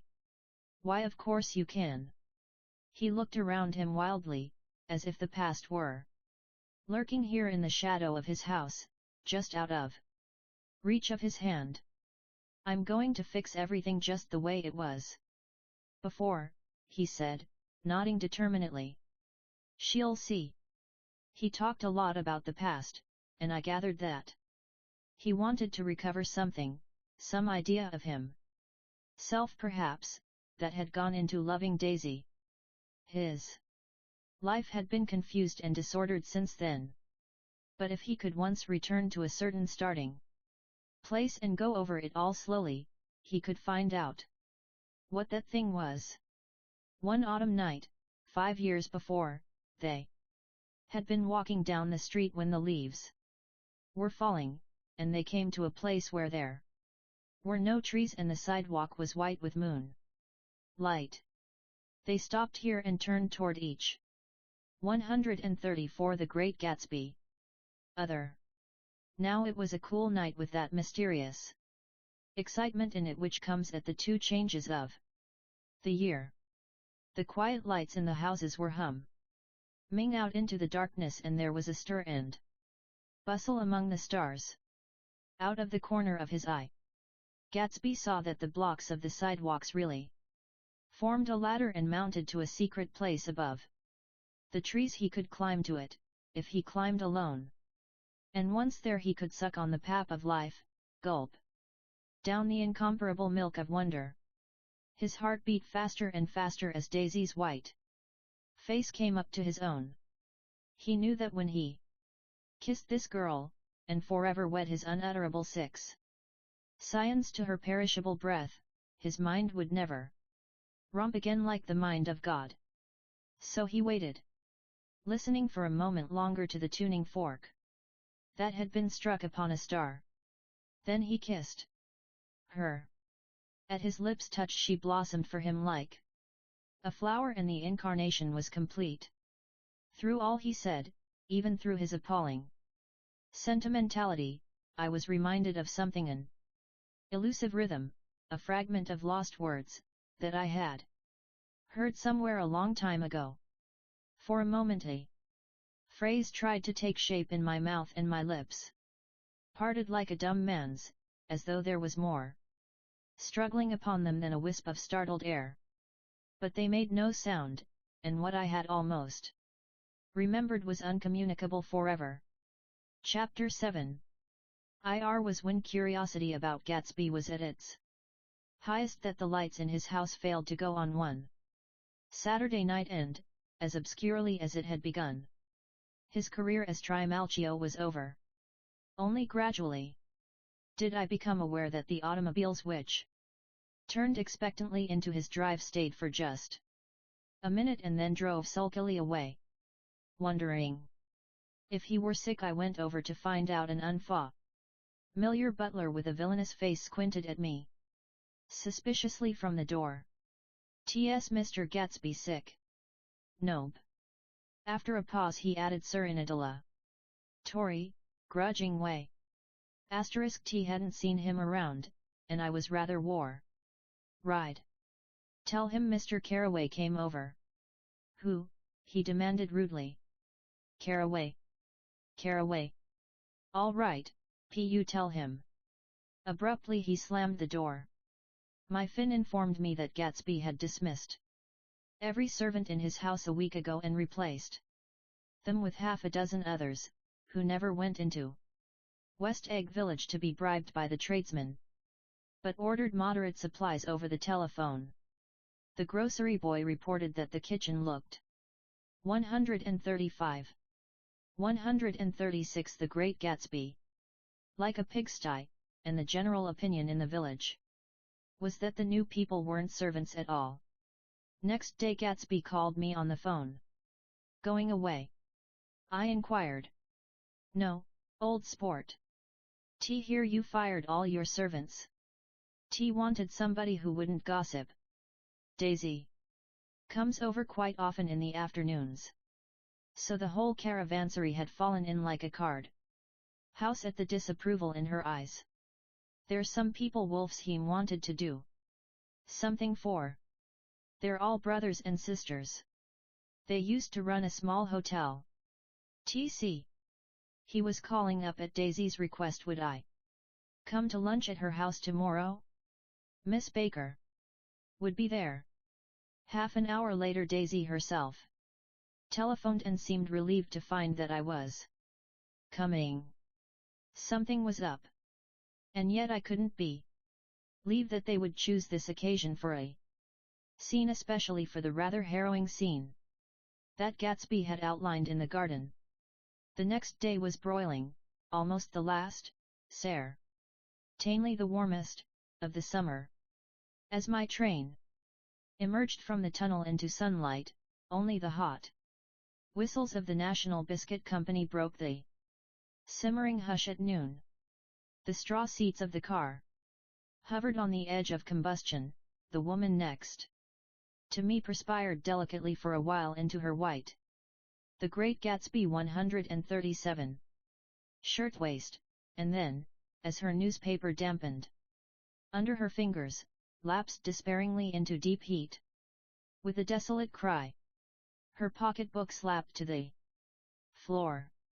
"Oh, my," she gasped.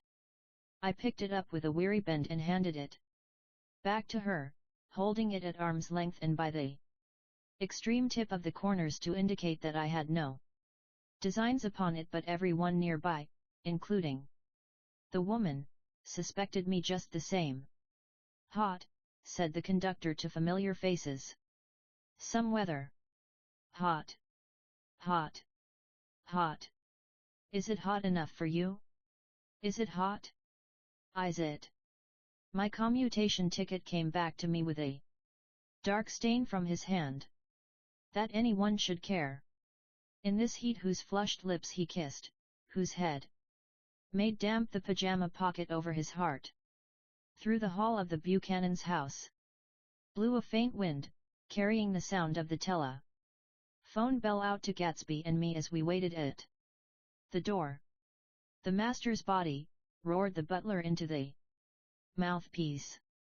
"I'm sorry, madam, but we can't furnish it. It's far too hot to touch this noon." What he really said was, "Yes. Yes. Ill. See." He set down the receiver and came toward us. Glistening slightly, to take our stiff straw hats. Madam expects you in the salon, he cried. 138 The Great Gatsby. Needlessly indicating the direction.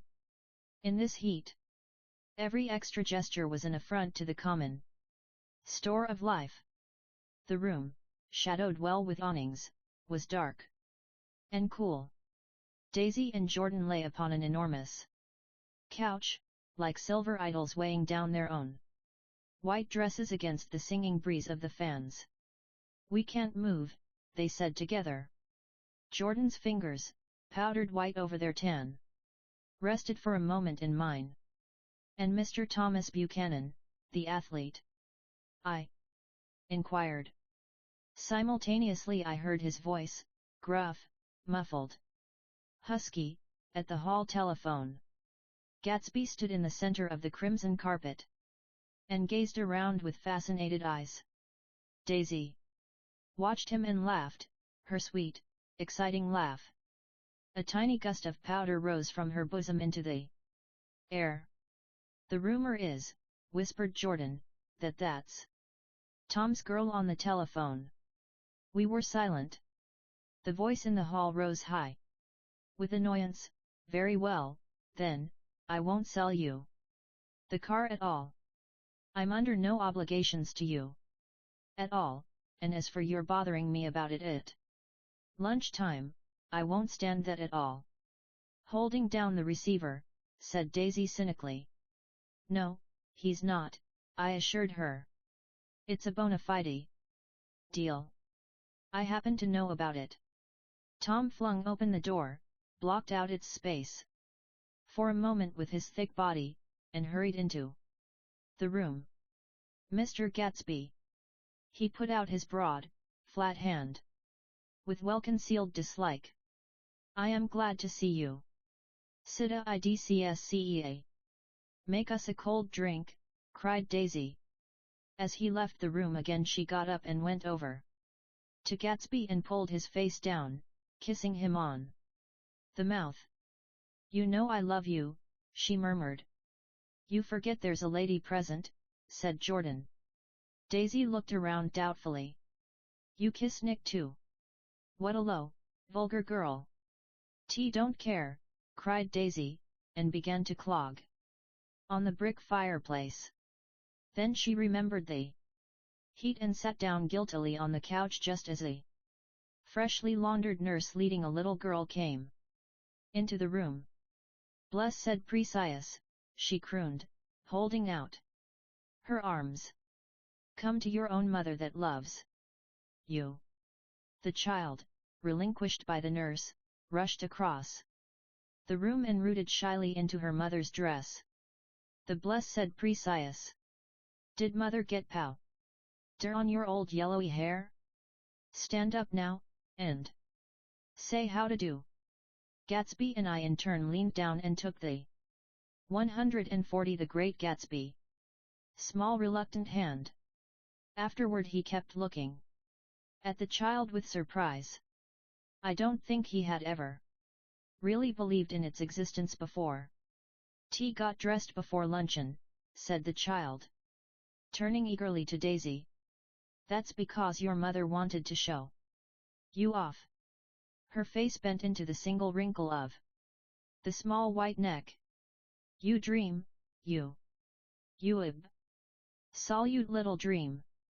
Yes, admitted the child calmly. Aunt Dan's got on a white dress too. How do you like mother's friends? Daisy turned her around so that she faced Gatsby.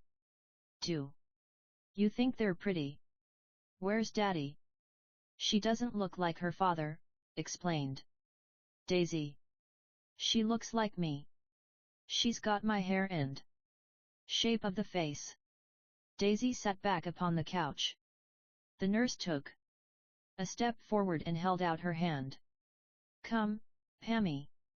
Goodbye, sweetheart. With a reluctant backward glance the well-discussed blind child held to her nurse's hand and was pulled out the door, just as Tom came back, preceding 4 gin rickeys that clicked full of ice. Gatsby took up his drink.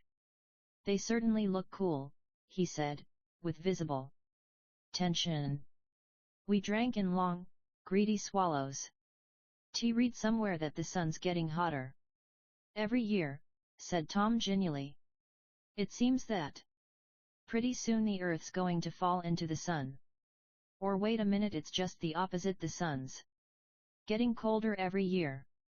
Come outside, he suggested to Gatsby.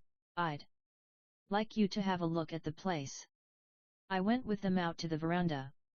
On the green sound, stagnant in the heat, one small sail crawled slowly toward the fresher sea. Gatsby's eyes followed it momentarily. He raised his hand and pointed across the bay. "TM, right across from you." "So you are." Our eyes lifted over the rose beds and the hot lawn and the weedy refuse of the dog days along shore. Slowly the white wings of the boat moved against the blue cool limit of the sky. Ahead lay the scalloped ocean and the abounding Blessed Isles. "There's sport for you," said Tom, nodding. "T'd like to be out there with him for about an hour." We had luncheon in the dining room, darkened 2 against the heat, and drank down nervous gaiety with the cold ale. "What'll we do with ourselves this afternoon?" cried Daisy, and the day after that, and the next 30 years. 142 The Great Gatsby. "Don't be morbid," Jordan said. "Life starts all over again when it gets crisp in the fall." "But it's so hot," insisted Daisy, on the verge of tears, "and everything's so confused. Let's all go to town." Her voice struggled on through the heat, beating against it, molding its senselessness into forms. "TV heard of making a garage out of a stable," Tom was saying to Gatsby, "but I'm the first man who ever made a stable out of a garage." "Who wants to go to town?" demanded Daisy insistently. Gatsby's eyes floated toward her. "Ah!" she cried, "you look so cool." Their eyes met, and they stared together at each other, alone in space. With an effort she glanced down at the table. "You always look so cool," she repeated. She had told him that she loved him, and Tom Buchanan saw. He was astounded. His mouth opened a little, and he looked at Gatsby, and then back at Daisy as if he had just recognized her as someone he knew a long time ago. "You resemble the advertisement of the man," she went on innocently. "You know the advertisement of the man." "All right," broke in Tom quickly, "I'm perfectly willing to go to town. Come on, we're all going to town." He got up, his eyes still flashing between Gatsby and his wife. No one moved.